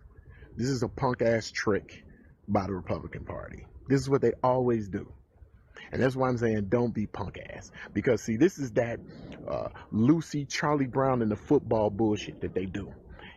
As soon as we go to kick, they pull the football back and they go, ha, got you, bitch. Yeah. No, don't fall for this. Don't fall for this. We're going to work together with you. No. They don't do that. And that's kind of what I like about the Republican Party a little bit. They don't give two fucks. They don't care. They will run roughshod. They will trick. They will do whatever they can to say, fuck you. And we got to do the same thing to them. No, seriously. All right, I'm going to give y'all a sneak peek of the set. Got everybody preparing for the set. Can you say hello? Damon. The man, Damon. You know Damon over there. Say hello, Damon. Find the camera. Damon right there. We're all getting it in. You got Joe Torre right here, the producer, actor, extraordinary. For the producer, you got Buddy right here. Buddy, say hello. Real quick, man. Say hello. God damn it, Doug. I'm working. He's working. They're trying to get the lines together. No, it's producer. That's not Producer. He's the one that basically cast the whole thing with Joe, produced behind the scenes. My man here, forgot your name. What's your name again? This brother right here can sing, man. When y'all see this, you're going to hear him singing. He's doing the thing. All right.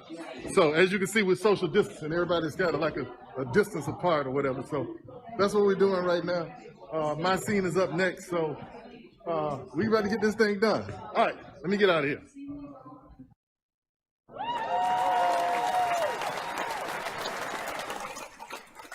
Like I said, looks like fun. Looks like you guys are having fun. I don't know why y'all played that clip of me on that Instagram. Y'all just thought that was some stuff from the show. So look, right? You're behind the scenes right now. This is where you're at. You're behind the scenes, and you hear what's going on. So you gonna still put us on blast? Really? I'm sorry. Sorry. That's what you do. I'm sorry. But I'm sure Buddy wasn't the only person thinking that, because when I saw that, I'm thinking you said behind the scenes of the show. And then they both put me on blast. And I'm trying to remember. And then they both put me on blast. And it wasn't. It wasn't nearly as funny as I thought it was when I was doing it. So what happened? What was happening while that was on? What was we doing over here?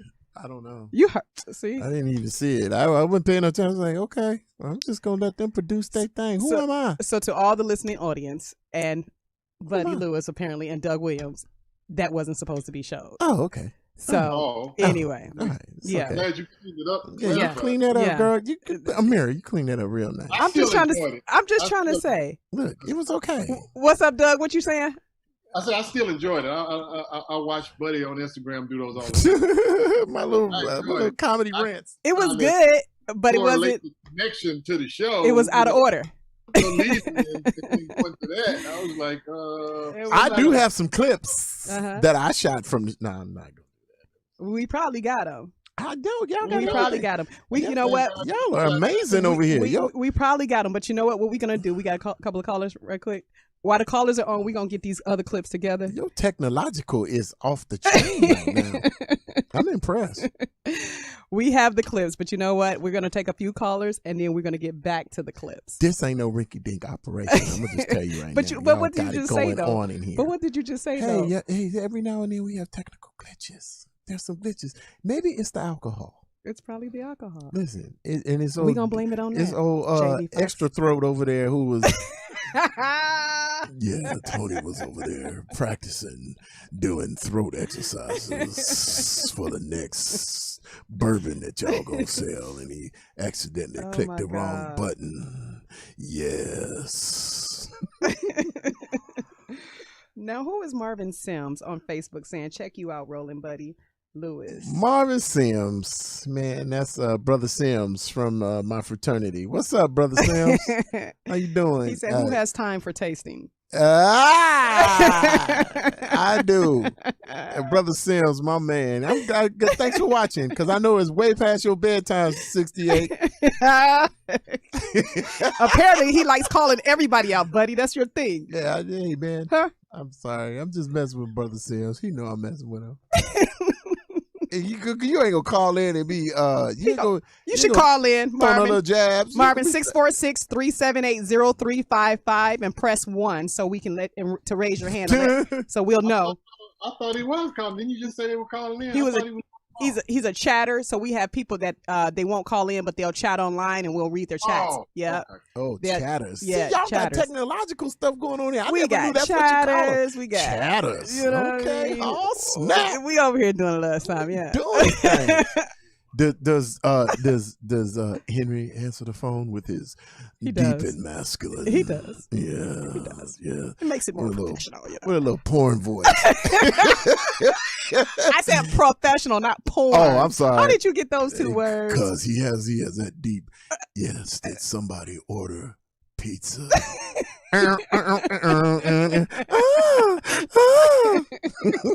Yeah, baby. You ordered anchovies. Who ordered a beefsteak pizza? Why you gotta be a beefsteak? Why? You better not answer the phone like that. Who ordered tube steak? Stop. What's wrong with you? That's the music they have on porn. You know too much about it, buddy. Yeah, baby. Did somebody order a skin flute? What's wrong with you? I brought my bowling balls in a bag.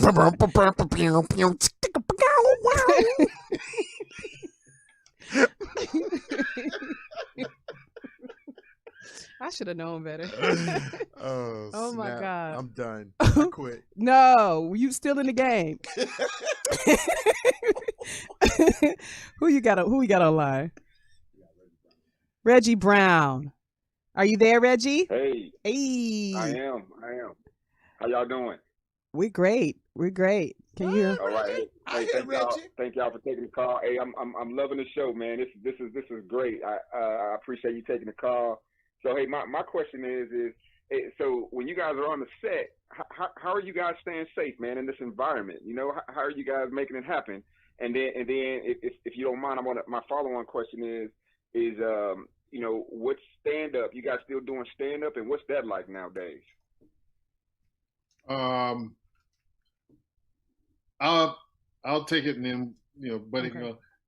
We were very very COVID conscientious on the set. As you can see, when I was doing it, I had a mask on. Obviously, we couldn't wear masks when we were shooting, but when we weren't shooting, we had on masks.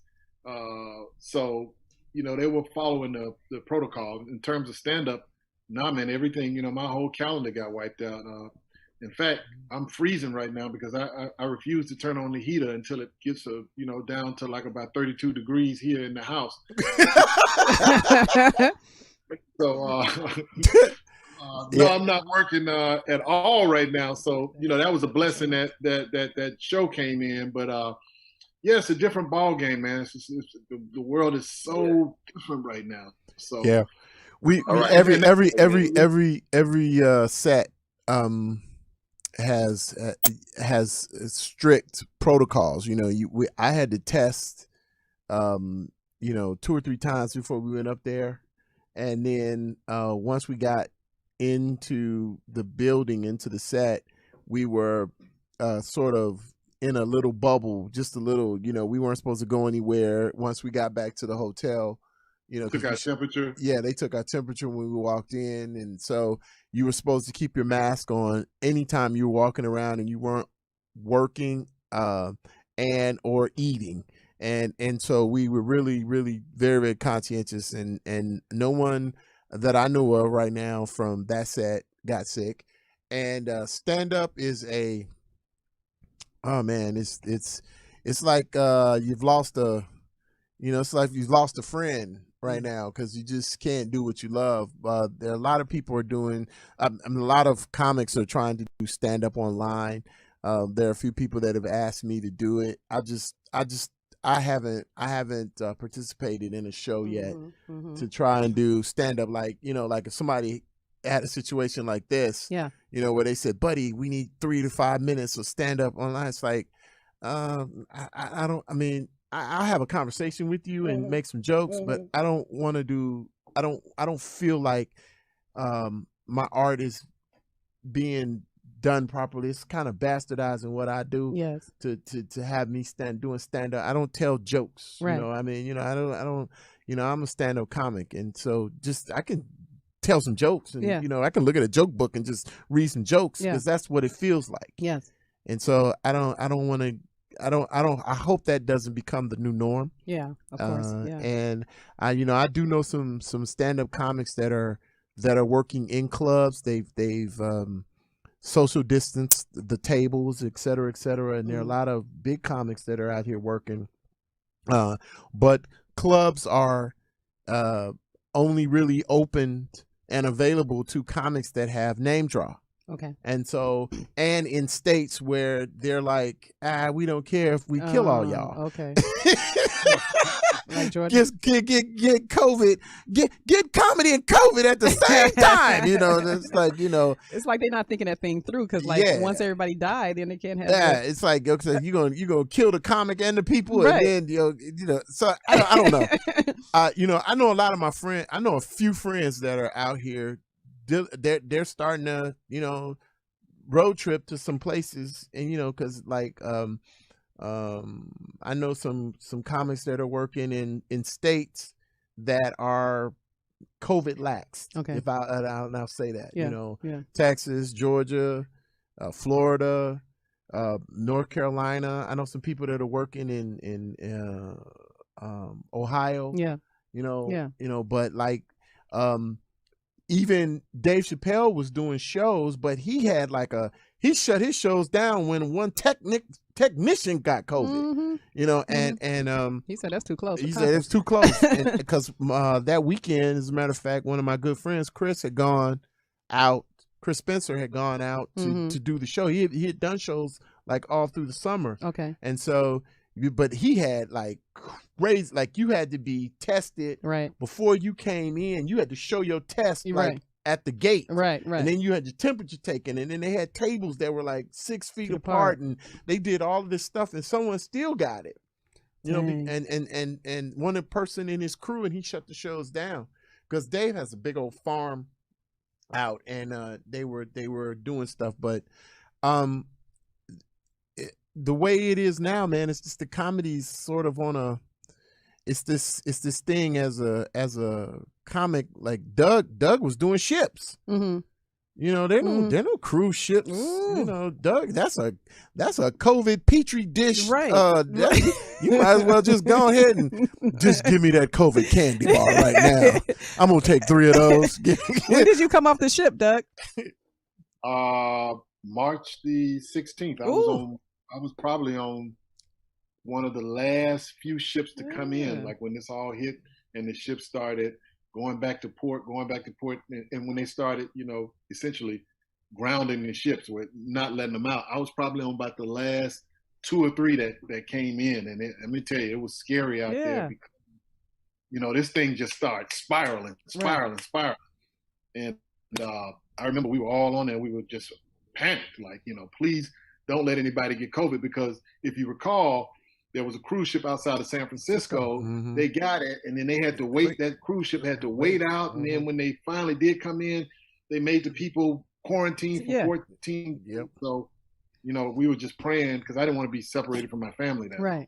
So so you went through quarantine, right? What do you mean? When I'm saying when the ship came in and you said you had to go, they had to go through quarantine for like 14 days. No. Okay. A ship that was out. Okay. One of the first, some of the first cases were reported on a cruise ship. Okay. On a cruise ship outside of San Francisco. Okay. And when that happened, the Trump administration said, "These are my friends. Let them in." So how was your transition back to that shit on everybody back here? How was that? How was that safe for you? What, you know? I'm missing a part of the story. So when that thing happened, they called all the cruise ships in. So what I meant by that was we were hoping that nobody displayed the signs on the ship that I was on. Okay, right. Because nobody displayed the Simpsons. When we got back, they just let everybody get off. Okay. And you know, the cruise line wanted that anyway. They didn't. Okay. Not like they were saying. So you received a blessing. Okay, that's why I didn't connect for a second. You got the blessing. You was on the ship where there was no cases, or at least no symptoms. Okay, so he got the blessing. Yeah, he got a blessing. I get it now. Is our caller still on there? What was the second question? I think we lost the second question. It was 2 questions he asked. One, it's about stand up, and he asked about the stand up. So you got both of them. We got him in. And you say, he asked how it was working, and it's not. There are no clubs in LA open. No stand-up, no comedy clubs, but people are doing like weird stuff. Like one of my friends had comedy in the streets, and then some people were doing comedy clubs on rooftops where they had open, you know, people were doing open, these open COVID kind of like one. I went to a club, a club situation where they had, it was an entertainment situation rather, but they had taken over like a parking lot, like in this downtown like parking lot, and they put a stage up and lights, and they were doing a show, you know, outside, and that's the only thing that's really going on. But now, since about a week ago, the governor and the mayor shut all that down. They're like, listen, it's actually, I need to hurry and get on out of here because curfew's on. I'm not trying to get shot because, you know, by the police, because I'm trying to get home.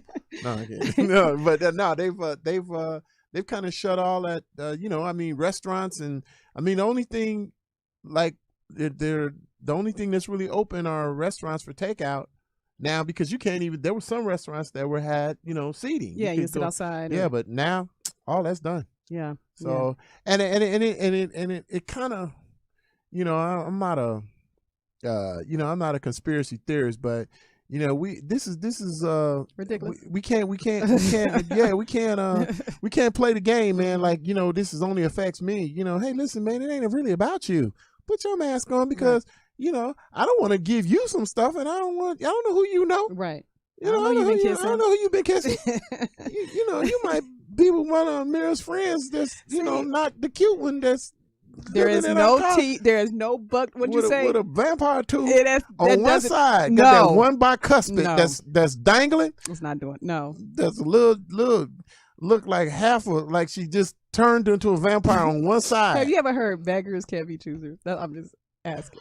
I'm just asking that. I'm just asking that question. Yeah, your beggar friends shouldn't be choosy. All I'm saying is you asked me. Do we have another caller on the line?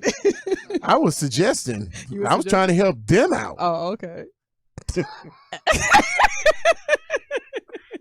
It's a level up. Yeah, it's definitely a level up. It'll Okay. definitely be a level up. Okay, we'll see. I'm gonna check your little Facebook page. Yeah. You know what? Instagram, I was on a couple of dating sites. I just want to tell all the ladies, if you're on a dating site, you know, and you don't put a picture up that got a girl in there cuter than you, because I swear to God, I'm always be like, I'm always half-ass tempted to go, hey, look, who's your friend? Right. Forget your monkey face. Who's the girl standing next to you? Tell her, is she dateable? I just heard about this celebrity dating website. What was it called? I just heard about it yesterday. Really? And it's some little secret, like like everybody. So the celebrities that's on the site has to vote you in to enjoy. Hook me up. Right? And it's only for the who's who. The who's who? Okay, what is it called? Who's who? Lonely as fuck. I'm gonna find out the name of it before we get off the show. LonelyCeleb.com. LonelyCeleb.com. You don't have to be lonely with your celebrity status. You got followers, but no nigga at all. You listening to that Hulk music.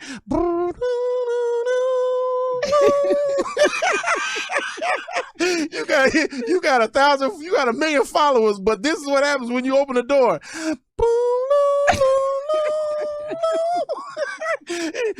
And asking for the cat or the dog that's named after shit you want. Mercedes, come here. Diamond, man. Richard, man. Richard, come here and sit in mommy's lap. I know I'm wrong. Sorry. I'm sorry. Stop. Is there any other Sinister who? Sinister? Can I just say the first? Yes, good evening. Sinister, how are you? Good evening. I'm fine. Good evening. And congratulations to the guest of honor on their new show, Leon's Lounge. Thank you. Congratulations, fellas. Thank you, brother. You have any questions for our guest? Yeah, I do. As artists, performing artists, writing artists, whatever kind of artists, we all have a creative process, regardless of what we do, to keep us fresh and in line. What is yours? Oh, Yeah, I was going to ask, can you repeat that? One of our guests is on Zoom. Can you clarify the question? What is your process, your creative process as an artist to keep yourself fresh and in tune and relative? Good question. First of all, Sinister, I'm scared that you're asking these questions with a name like Sinister. I'm just saying. I'm a little afraid. I don't know what you doing over there, Sinister. Okay, but I'm going to tell you my process because this sounds like something you might take and use, and I don't want this on no police blotter when they doing your analysis, Sinister. Okay, I'm messing with you, man. Listen, how do I? You know what? I think the process for me, man, is simply. I used to have this thing where my goal was to write one joke every day. Oh wow. I tried to write one new joke every day. Look at the newspaper. Look at something. Look at.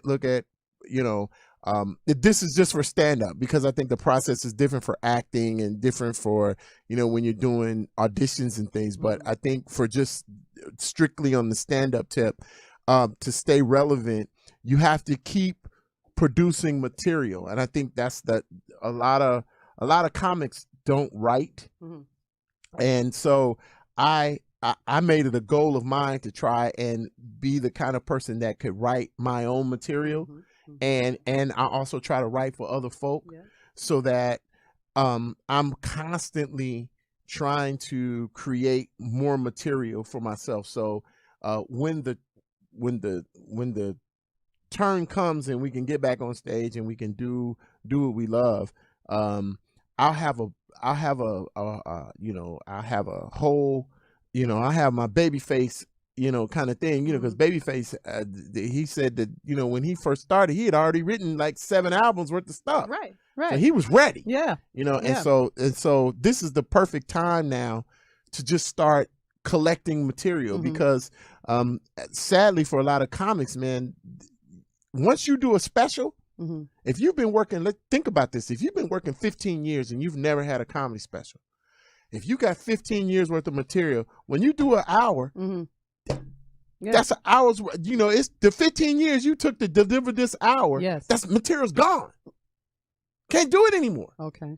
So if you don't have 2 hours worth of material, you got to start over. Yeah. It's going to be another 15 years for you to do a special.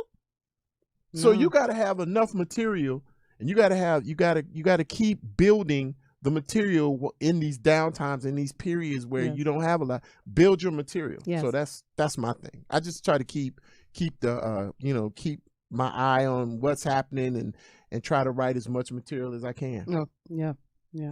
Doug, you wanna answer that? Pretty much, Buddy was spot on. Just try to keep, like, I think Buddy really summed it up. Just keep writing, keep observing, and I've just kind of converted now. And, Buddy mentioned it earlier.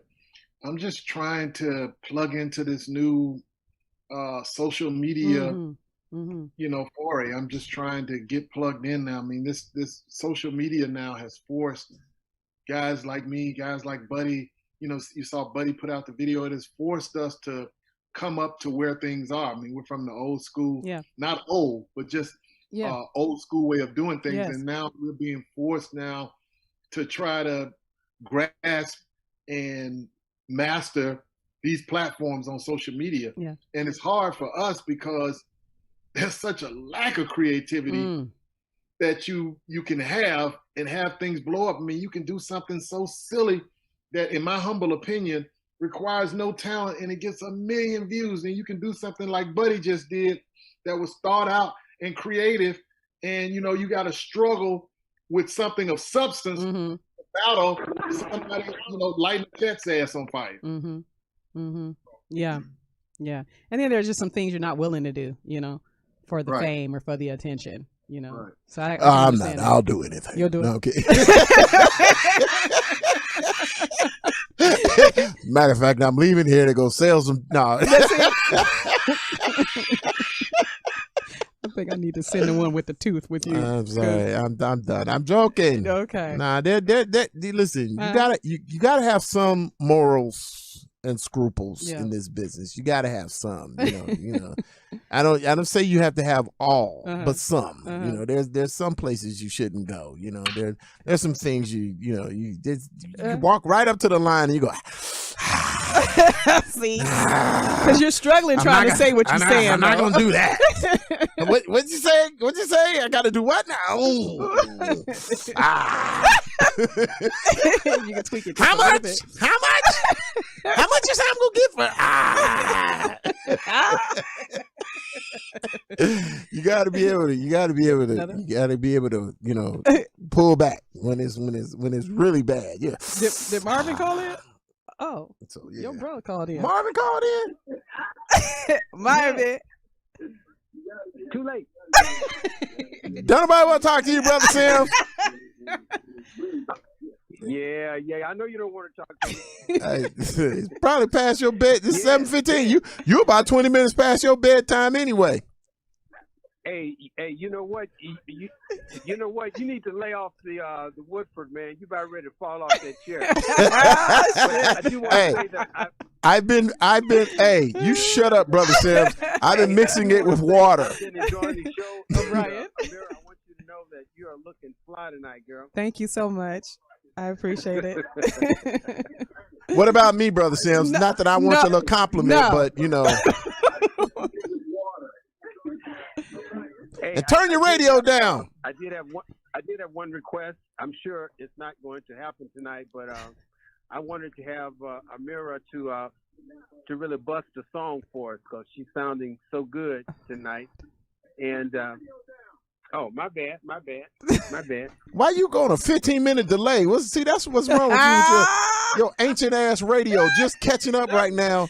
I can hear your old ass radio catching up right now. What time zone are you in? Look, we can hear it too. Yeah, we can hear your old ass radio. Put your computer on mute. I have to be careful what I say because you guys might blurp it out. Just put your computer on mute. Yeah, put your computer on mute. Sort of like your throat. Put that on mute too. Okay. If you put it on mute, then it did. Okay, wonderful. Finally. I think it's on mute now. Thank you, for God's sake, man. Oh God. Ugh. So you didn't call with a question for our guest. You like a dude like your grandfather with the VCR right now, Brother Sims. Turn your radio down. Can I talk, Brother Sims? Can I talk? You gotta stay in, the flow of what we're doing. You can call. We're trying to take questions. Request her to sing a song. Look a lot like the Cosby Show. What'd you say? Was there an effort with that dancing and all those moves? Was there an effort by the director to kind of mimic that Cosby Show introduction with all of the dance moves? That's a good one. I mean, I enjoyed all the dance moves except the ones for Buddy because he can't dance. See, this is Brother Sims. You know what? I'm gonna get my. Don't play with me, boy. You ready? Get my deep Hey, throat. Doug, I love you, man. I love you, Doug. Oh, thank you, man. As my alarm goes off in my car. It's probably Brother Sims' radio that did it. Hilarious. oh, FM, AM ass radio you got in there. Ham radio you got in there, Brother Sims. No, turn. Hilarious. So, I'm enjoying the show. To answer his question, I don't know. I think that this is my own personal opinion about things, but I think, he had us there. There was a green screen, and I think that was the most feasible, economical thing to do to, move things along. I don't know if he was mimicking the Cosby Show or if he was, that was on his mind. I'm just my sentiments. I think that was just the easiest path to get what he needed. Now, Buddy might have a different take on it, but that's what I think. It's none of your business what he was thinking, Brother Sims. That's what Doug, you have the most humble, diplomatic answers ever. Brother Sims, mind your damn business. They're you come humble, here they're asking diplomatic. questions that you want the answers. We didn't got time for your little question and answer period, Brother Sims. What we mimicking something. Whatever. Yes, we stole it from Bill Cosby. What are you gonna do? Huh? Oh, What's Bill gonna do? Stop right now. What are you gonna do? Now. Hold on. It's a collect call from Bill Cosby.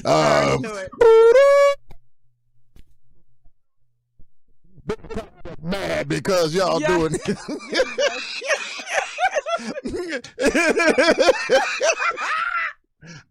I'm sorry, Brother Sims. I'm sorry. I'm being silly, man. Come on, man. That's why they brought me here, baby.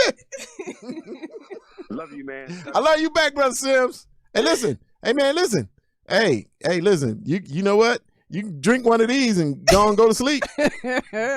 I know it's close to bedtime. Hilarious. HENNESSY, baby.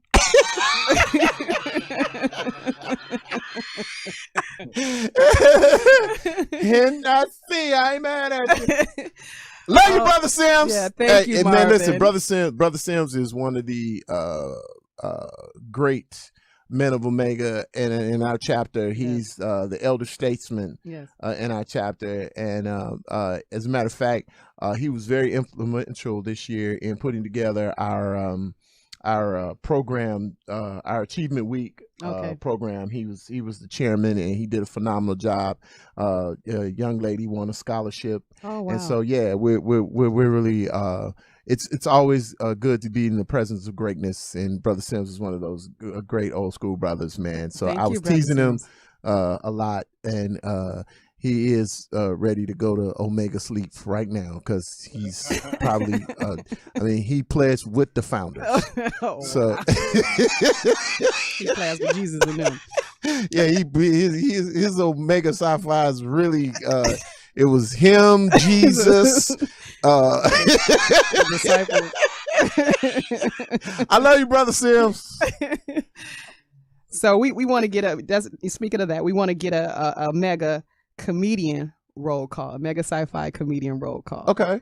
Go ahead. I want y'all to call them out. Let's see. Joe Torre. Mike. What's Mike? Mike Epps? No. Mike. Mike B. Mike B. Mm-hmm. Let's see who else. Shuler King. Okay. D.L. Hughley. D.L. Hughley. Yeah. Anthony Anderson. Let's see who else. Steve Harvey. Ricky Smiley. What's man in Alabama? Had to fight on stage. Steve Brown. Let's see who else. Leonard Robinson. Who's on? He's improv specialist. Leonard Robinson. I'm trying to think who else. That's my mate. I'm missing some. Another comedian out of the South, out of one of the Carolinas, Nick Lewis. Spice Adams is a Q. Okay. Let's see. I'm trying to think who else. There's a lot of y'all. Howie Bell. Danny Green. Yeah, Howie Bell, man, that dude's so funny. Danny Green. Yeah. Shoot. Did we get them all? How did it breed? Did we get them all? How did the Megas breed so many comedians? What is that about? What is that? Because the bros is silly. Where's your call sign? Can I hear it? Can I? Cute sign.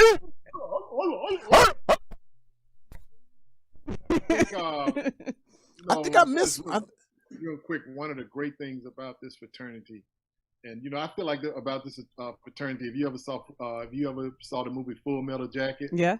Remember what the guy said? There are many other rifles, but this one is mine. He went on that whole thing. That's how I feel about this fraternity. There are many other fraternities, but this one is the one that I belong to. Yes. And the thing I like about this fraternity, it encompasses everything. You have old scholars to just the average, everyday bruh, like Buddy said, that's just out to have a good time. Yeah. So did we say Steve Harvey? We did say Steve Harvey, didn't we? Okay, all right, just making sure. Rashawn McDonald. McDonald's a comic, he was.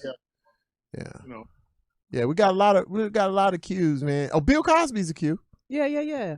My frat brother, Bill Cosby. Yeah. So I think, for me, it's one of those things. We have these sayings, many are called, few are chosen. Yes.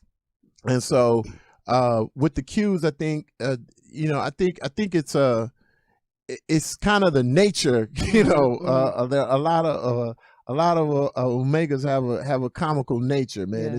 It's just something. It's something in the blood. Now there are comics of all the Divine Nine, across the Divine Nine. There are comedians who are in other fraternities and sororities, but the Qs just happen to have the best ones. So just it's a lot of y'all. I don't know. No doubt. Shout out to the Qs, baby. I've really, really enjoyed my time with you guys. It's coming down. Yeah, it's coming down to those last few moments. I don't want to leave. Pour me some more. Well, I would like it if you guys can do a few things for me. Number one, tell me what's up next. I know we're promoting Leon's Lounge, but I know you guys are both still working. Right. So whatever is coming up next for you all. Douglas, tell him, man, you busy, because Doug always got him. Doug is the funny. Doug quietly. He's always coming to me going, buddy, I got this project I'm about to sell. I'm like, what? Doug always got something going. So Doug get his hustle on. Go ahead, Doug.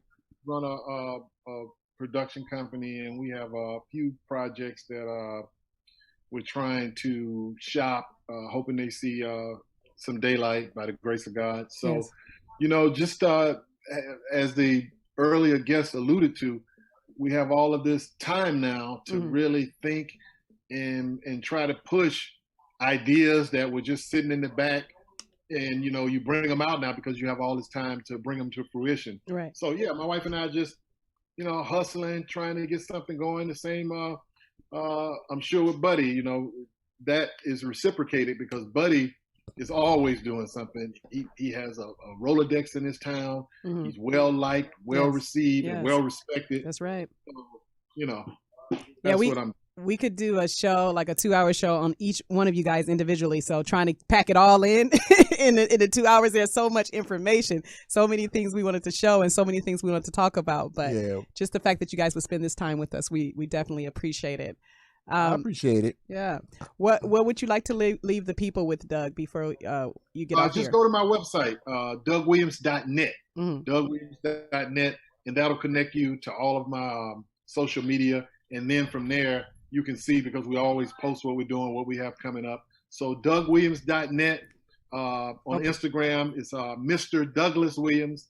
So yeah, and follow me. I'm just trying, like I said, I'm trying my best to plug into this new whole YouTube, Instagram, this new generation. I'm trying my best to plug in. So please follow me on those platforms and help me build them so I can get out, like you said, to start making money from all these followers. Yes. We're going to show your website really quick so that people can see. Yeah, Douglas. Where's it up there? Is it up there? Okay. No, that's not. Oh, that's his all his little emails. Okay, Wait there we go. Let me get no screenshot of hornygoat.com. We don't want to see that, O'Brien. Were we we don't able want to to see scroll that, through it? man. Are we able to scroll through it or no? There it is. That's it. DougWilliams.net right there. Yeah. Okay. And then, do we have his Wikipedia? Show some of his accolades, please. We don't have his Wikipedia pulled up. Yeah. All right. Okay. There we go. There you go. All about the website. Yeah. Wonderful. Wonderful. You guys, I love it. go visit. Definitely. Go visit Douglas. DougWilliams.net. Yeah. Then come on over to Buddy Lewis Instagram. Okay. Buddy Lewis Jokes. Now, Buddy. Yeah. Tell me what you got coming up next. You know what? If things don't get better, I am going to be on hornyomega.com on Triple X. No, and somebody, I told somebody, I said, you know what? I can do, I said my goal was never to do anything that was going to embarrass my mother when I came out here, but she's got Alzheimer's now. So, in little onset dementia, so she won't remember what I've done. So I can do anything. I can go do anything. No. Stop. Right now, Is I your have mama listening? I hope not. But she won't remember 20 minutes later anyway. Anyway, so I know I'm gonna get in trouble for that at Thanksgiving, at Christmas. I mean, listen. What am I doing? Buddy Lewis has a couple projects. Yes, he this is when you speak in third person when you bought some. Buddy Lewis. No, I have a show. I'm a reoccurring regular on the show Family Business. Yes. I have a reoccurring role. We got an episodes were canceled because of COVID, so I didn't get to do. I play Wendell, the Chicken Shack owner, and then I just did six episodes of a new sitcom called Millennials, where again I play it's a running thing here. I own a bar. I asked you earlier, did you drink? You like a little bit. And then I'm waiting to shoot a movie. I got cast in a movie that's a spoof, a satire spoof of the Tyler Perry movies. We're doing a little spoof that my friend Johnny Mack wrote. It's really a funny idea. Imagine, Airplane, but we're doing, we're sort of mocking the Tyler Perry's film. So it's going to be really, really fun. What's that called again? I think it's called I can't remember the exact title because they haven't shot it yet. We didn't start shooting, but I do have a role in a new movie with Michael Jai White called The Outlaw Johnny Black, which should be out on UMC sometime soon. Okay. So I got a few things in the mix, and I'm staying busy. But my Cash App is no, I'm kidding. What about this Pandemically Single? What's that? Oh, Pandemically Single is a show that I did with Rashawn Farrar. It was a show that was about guys and women dating online, and so we were talking about our experiences, but we did it online. Okay. So it was like an online show about being online dating. So it was really cool. And I do a little writing for my good friend Kim Whitley, and I do some writing for my boy DL, my frat brother. And I'm staying as busy as I can. I got a few projects in the mix. And one of my best friends, Chris Spencer, always that talk about a Negro that's working. He always will kick me down and find me some work. So whatever I keep telling him, man, listen, I need you to hurry up and get a job so we can work. I mean, you've written on so many. There, written for Jamie Foxx. I mean, The Real Husbands of Hollywood. Yes, you've been writing. This is I write, and it's fun for me. I some people get satisfaction from being on stage. Like I said earlier, you have to find ways to satisfy your success need any way you can. And so if I get it writing or standing in front of a camera or coming in here, thank God you brought me in here. I so appreciate it. I get my opportunity to present myself and do a little comedy, kind of just keep the juices flowing. You can find me on Buddy Lewis Jokes on Instagram, Comedian Buddy Lewis on Facebook, Rolling Buddy Lewis on Facebook, but it's Buddy Lewis Jokes. I'm trying to fix my little pages and everything together, but we got you. You know what? I'm at 10K. That's the golden number. That's the golden number. But they didn't get me I didn't get my little blue check. They didn't get my blue check. You know what? Holler at me about it. I'll tell you about that. It's a whole different. It's not. You know what I mean? It's not everything. They try to act like, oh, it's just this, that, and that. Yeah, I gotta do some things because I want to get my check. That's a funny one. Look at this. See, Nate Robinson. What happened in the ring? Hey, that episode I was on. You was on that episode of Martin? Yes. You wrote on that show too. No, I didn't write on Martin, but I was on that episode of Martin where he got beat up by. As a matter of fact, that is the first sitcom I was ever on in Hollywood. Martin put me on because we were, I saved his life back in the day. Okay. But that's not too shabby. That was your first. And I still remember my line. What? Hey man, I've never seen anyone get beat down like that in a charity event. That was my line. That was your. I still remember my first line on TV. Martin Lawrence gave me my first shot on the sitcom. Arsenio Hall gave me my first shot to be seen on TV. Period. Wow. He came up to the Comedy Store and he was trying to put people on the show. He was going to talk to the comics. What's it like being an upstart comic? And so the Comedy Store put all these people. Like, it wasn't organic. They were going to force feed all these people on Arsenio. And Arsenio was like, I don't want to talk to none of them. Who didn't get on stage? Who didn't get on the showcase? And I was like, me? And he was like, come talk to me. And I did this bit that I used to talk about how, wedding singers are going to start rapping now, and there was a rapper at a wedding. And I did this, I had the big finish was, that was the big finish, and he used that clip of me telling my joke. He would have other comments and he'd come back to me and it looked like I was doing this joke for 30 minutes. So but but it was dope. And I told all my friends I was on the Arsenio Hall show.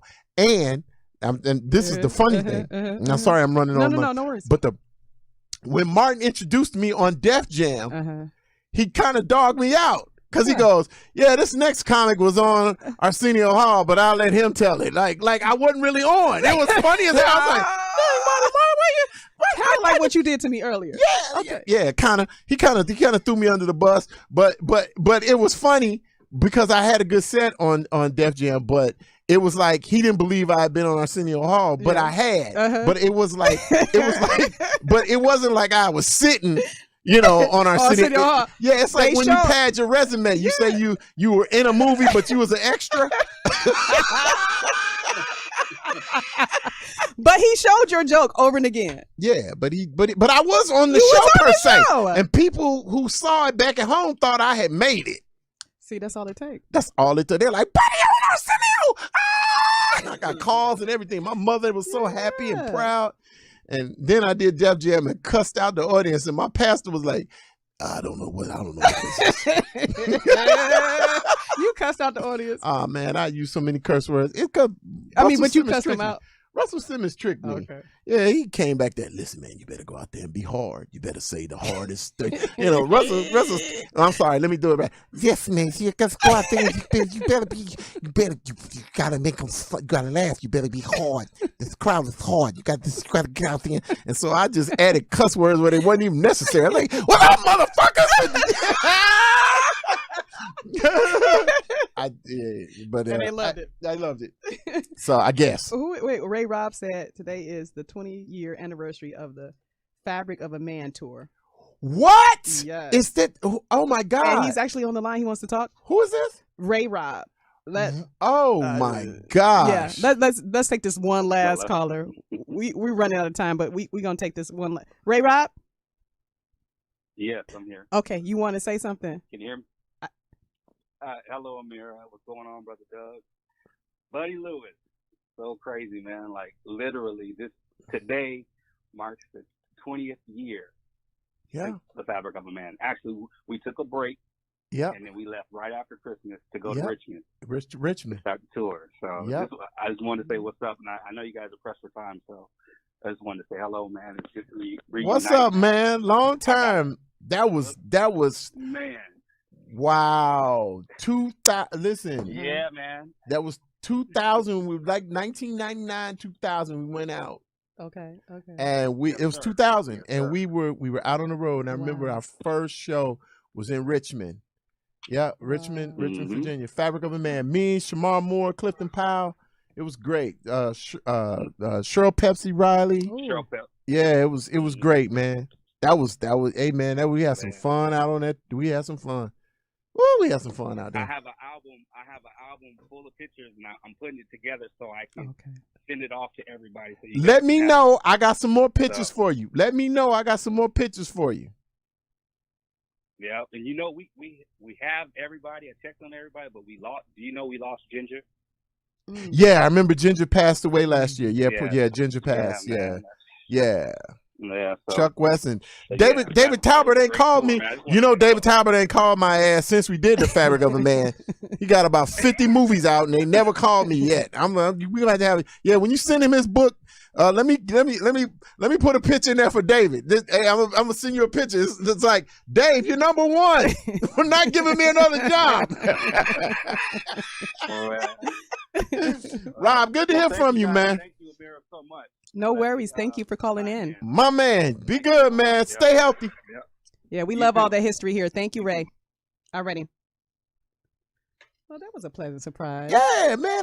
That was 25 years ago. Yeah. Almost to the day. Because we went out right after Christmas. I had Christmas dinner, and we went out on like the 26th or 27th. We were in Richmond. Yeah. So what would you like to leave the people with? What would your last word? My Cash App. Say the damn Cash App. Say it, buddy. Say what your Cash App. No, say it. $ Buddy Lewis Jr. I'm sorry. Cash App RB Lewis Jr. 14. Y'all hear that?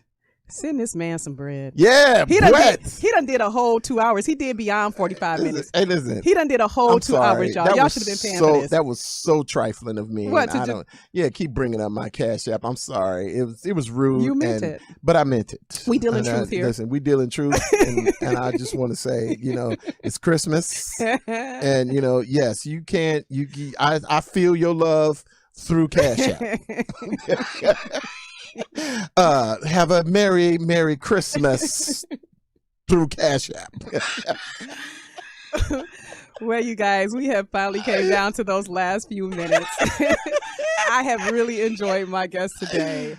This has been a pleasure. Thank you, guys. Thank you, Doug, for spending this time with us on Love Zoom. you, Doug. Tell your wife all is well. We kept you safe. We got it done. Tell her thank you. As well as you, Buddy Lewis. Thank you so much for coming in. You know what? I had a ball. Henry, I just want to say thank you, brother. O'Brien, behind the scenes, it was a pleasure. Listen, please, one day when I do something else, have me back. I enjoy myself. Your listeners are great. I just want to tell you, please go and help me get my numbers up. And if you feel so inclined, my Cash App again is your handles. Tell me your handles again. Buddy Lewis Jokes on Instagram and Facebook. Thank you. All right. And Twitter. All right. Well, you guys, my name is Ameerah the Songstress, and the moral of the story is, as it always is, love, life, and light. We heard Buddy and Doug talk about perseverance. We heard them talking about making a plan and sticking to it, staying true to who you are, writing, staying steadfast, creating like your life depends on it, because it does. Again, my name is Ameerah the Songstress, and you can find me on YouTube at Ameerah the Songstress, IG at Ameerah the Songstress, Facebook at Ameerah the Songstress, and Spotify, iTunes, or Tidal, wherever you want to listen. And remember, stay focused. No regret, no regret, no regret. Let me fix my crown, baby. Like dominoes, yeah, it's going down. My feet off the ground, elevated. You feel my soul when you hear my sound. And I don't know why you're like a red light that don't ever change. And you should know why I'm merging to the other lane. I'm getting close, I'm up next, no regrets. Making hits is a reflex. I'm getting close, don't take a second to second guess. Riding high so you know I'm blessed. Oh yeah, I'm getting close, I'm up next, no regrets. Making hits is a reflex. I'm getting close, don't take a second to second guess. Riding high so you know I'm blessed.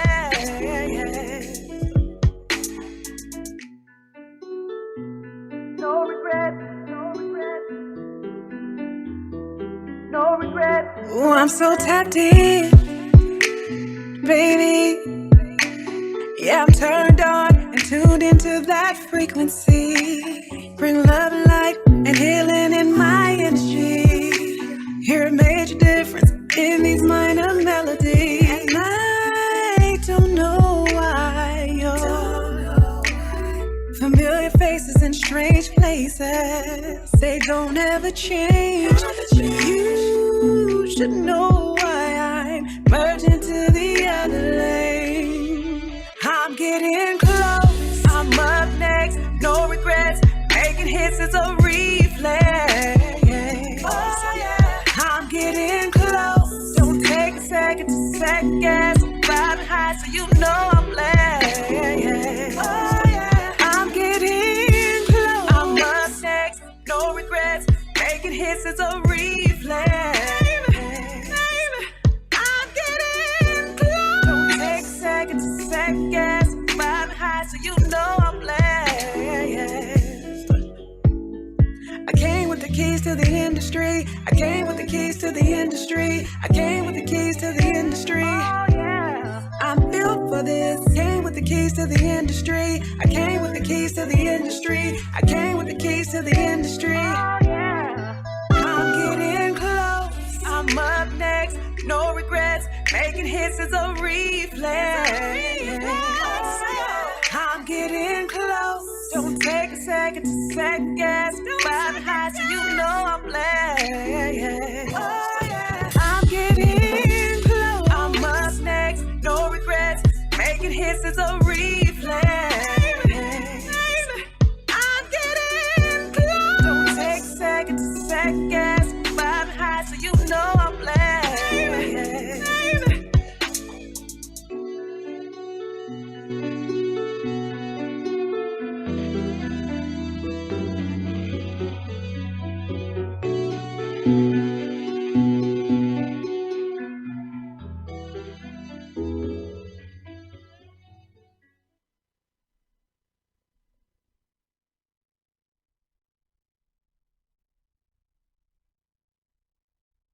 Thank you for using Blog Talk Radio. Goodbye.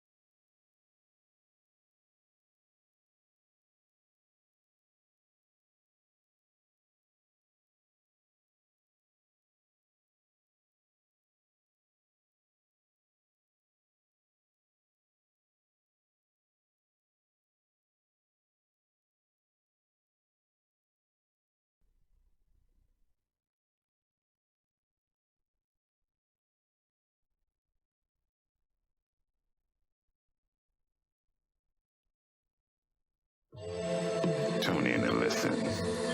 Queens on a mission, dripping the mic on Sunday nights, presenting you with 2020 visions. So join us this day and every Sunday night with Ameerah, the Songstress, on Blog Talk Radio. A for sure way to start your week off right. 2020 visions on Drip the Mic.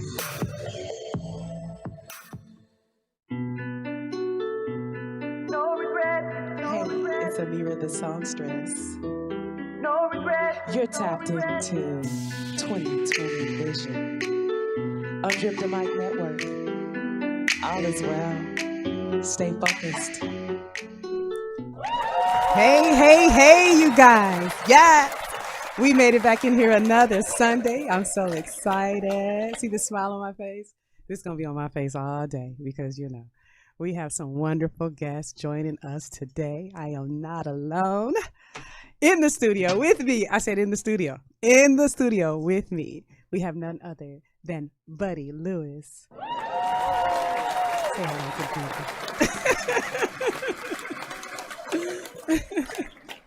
Delightful.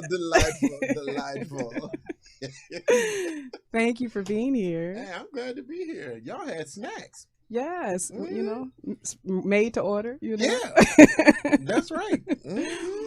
And on Zoom joining us, we have Doug Williams. How's it going? You know, first, let me say that I wanted to be there, but with this whole COVID situation, and when you're married, it's almost like you're cheating on your wife every time you go out because she wants to know where you've been, who you've been around, what happened. Tell me who you saw. So to avoid that type of stuff, I had to stay here and do it from here. But I'm there in spirit. I appreciate it. I appreciate you being here through hook or crook. You made it, and that's all that matters. Give him a hand clap, Tony. Yes. But first, you guys know how I like to do it before we get started here. I want to give out a few shout outs. First of all, I do want to shout out Natalie DeSalle Reed. She was a great comedian and actor, and she passed away. I want to read a little bit from TMZ. A prolific actor known for the roles in Eve, Medea, and Babs has died after a battle with cancer. She kept it private, but the veteran comedic actor passed away Monday morning. A family member tells TMZ she died of colon cancer after having been diagnosed earlier this year. We're told she was in hospice care in her final days and surrounded by her family when she went. You guys can find the rest of that on TMZ on Google. Read the rest of that ad there. But just want to shout her out and just send love and light to her family. She will be missed in the physical presence, knowing that we have gained another angel in the universe. We love your energy, and we will continue to celebrate you. Love and light to you, Natalie. Thank you for your contribution to our art. As well as Thomas Lister Jr., also known as Tiny. Everyone knows him from his famous role in Friday. Yeah, he was, I think, America's favorite bully. Yeah, I agree. And this one was on, I got this one from CNN, this ad. So it's actor and wrestler Thomas Lister Jr., also known as Tiny, was found dead in his home Thursday after experiencing COVID-19 symptoms, his manager told CNN. The 62-year-old actor started feeling sick a week ago, but his symptoms got really bad really quick. Manager Cindy Cohen said he couldn't breathe and felt very weak, she said. It literally went so fast, Cohen added. Again, you can read the rest of that. You can find that online under CNN. You can read the rest of that article. Just want to shout out his family as well, send love and light to him, and also thank him for the contribution to art, to us. We laughed with you. We had a good time with you.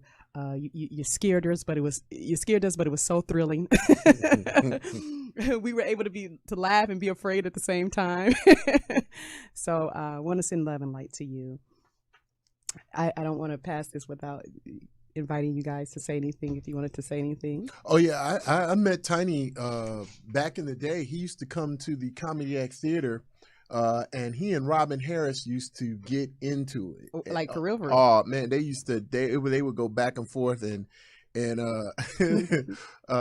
was the funniest thing because it was like a gag that Robin wouldn't talk about his little bad flow now, and and then he would get mad, right? He's like, "Don't talk about my eye." And Robin's like, "Forget your eye. You can't see me nowhere. I'm standing here. I'm standing here." And he would him and Robin used to go at it, but it was all in fun, because he poke fun and with Tiny, and Tiny would come on stage and was like, "I'm sick of you, Robin Harris," and he's like, "What you can't see me no way."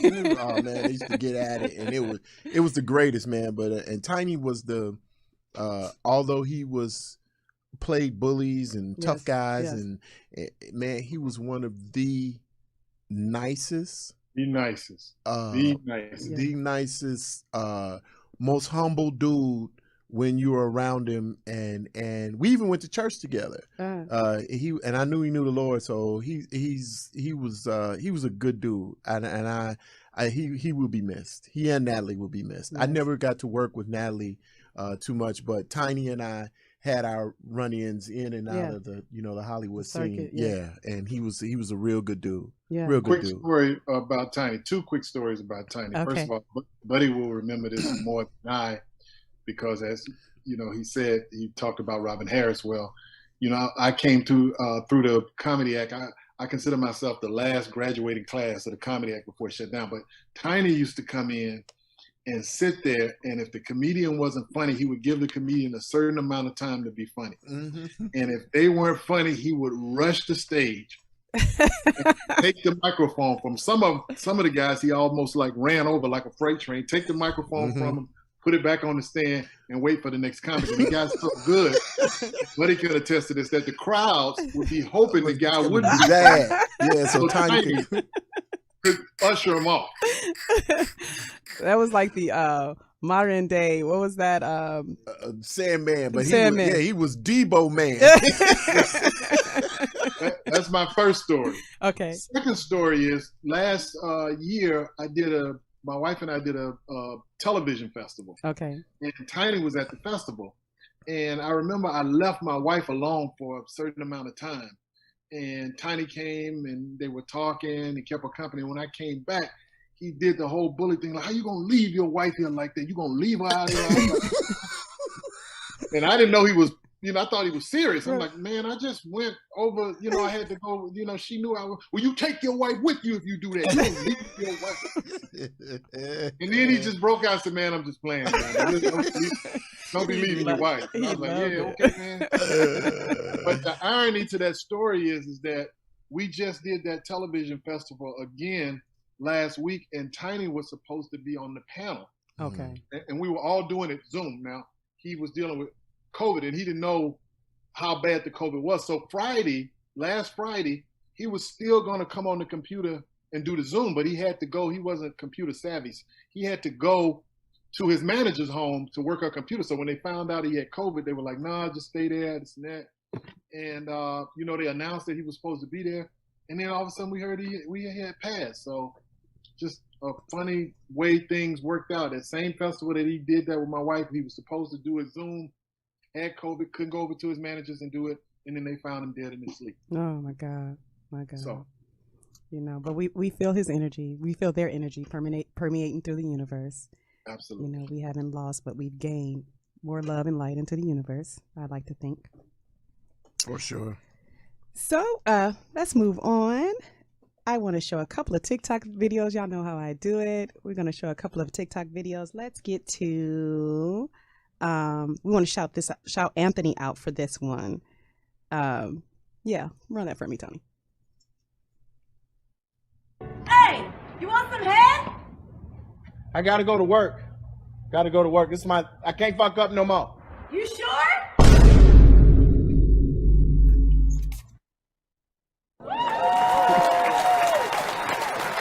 It's a little something to brighten our day. know, you're just trying to go to work. That's all you're trying to do. Wow. Now this is a first. We got Wow. 2 comedians, and Wow. you guys both are speechless. Wow. Yeah. Yeah, Huh? because he's the police. And what, you expect him to not? Yeah, I mean, you know, first of all, if you just offering up random head, I mean, what I'm mad at is why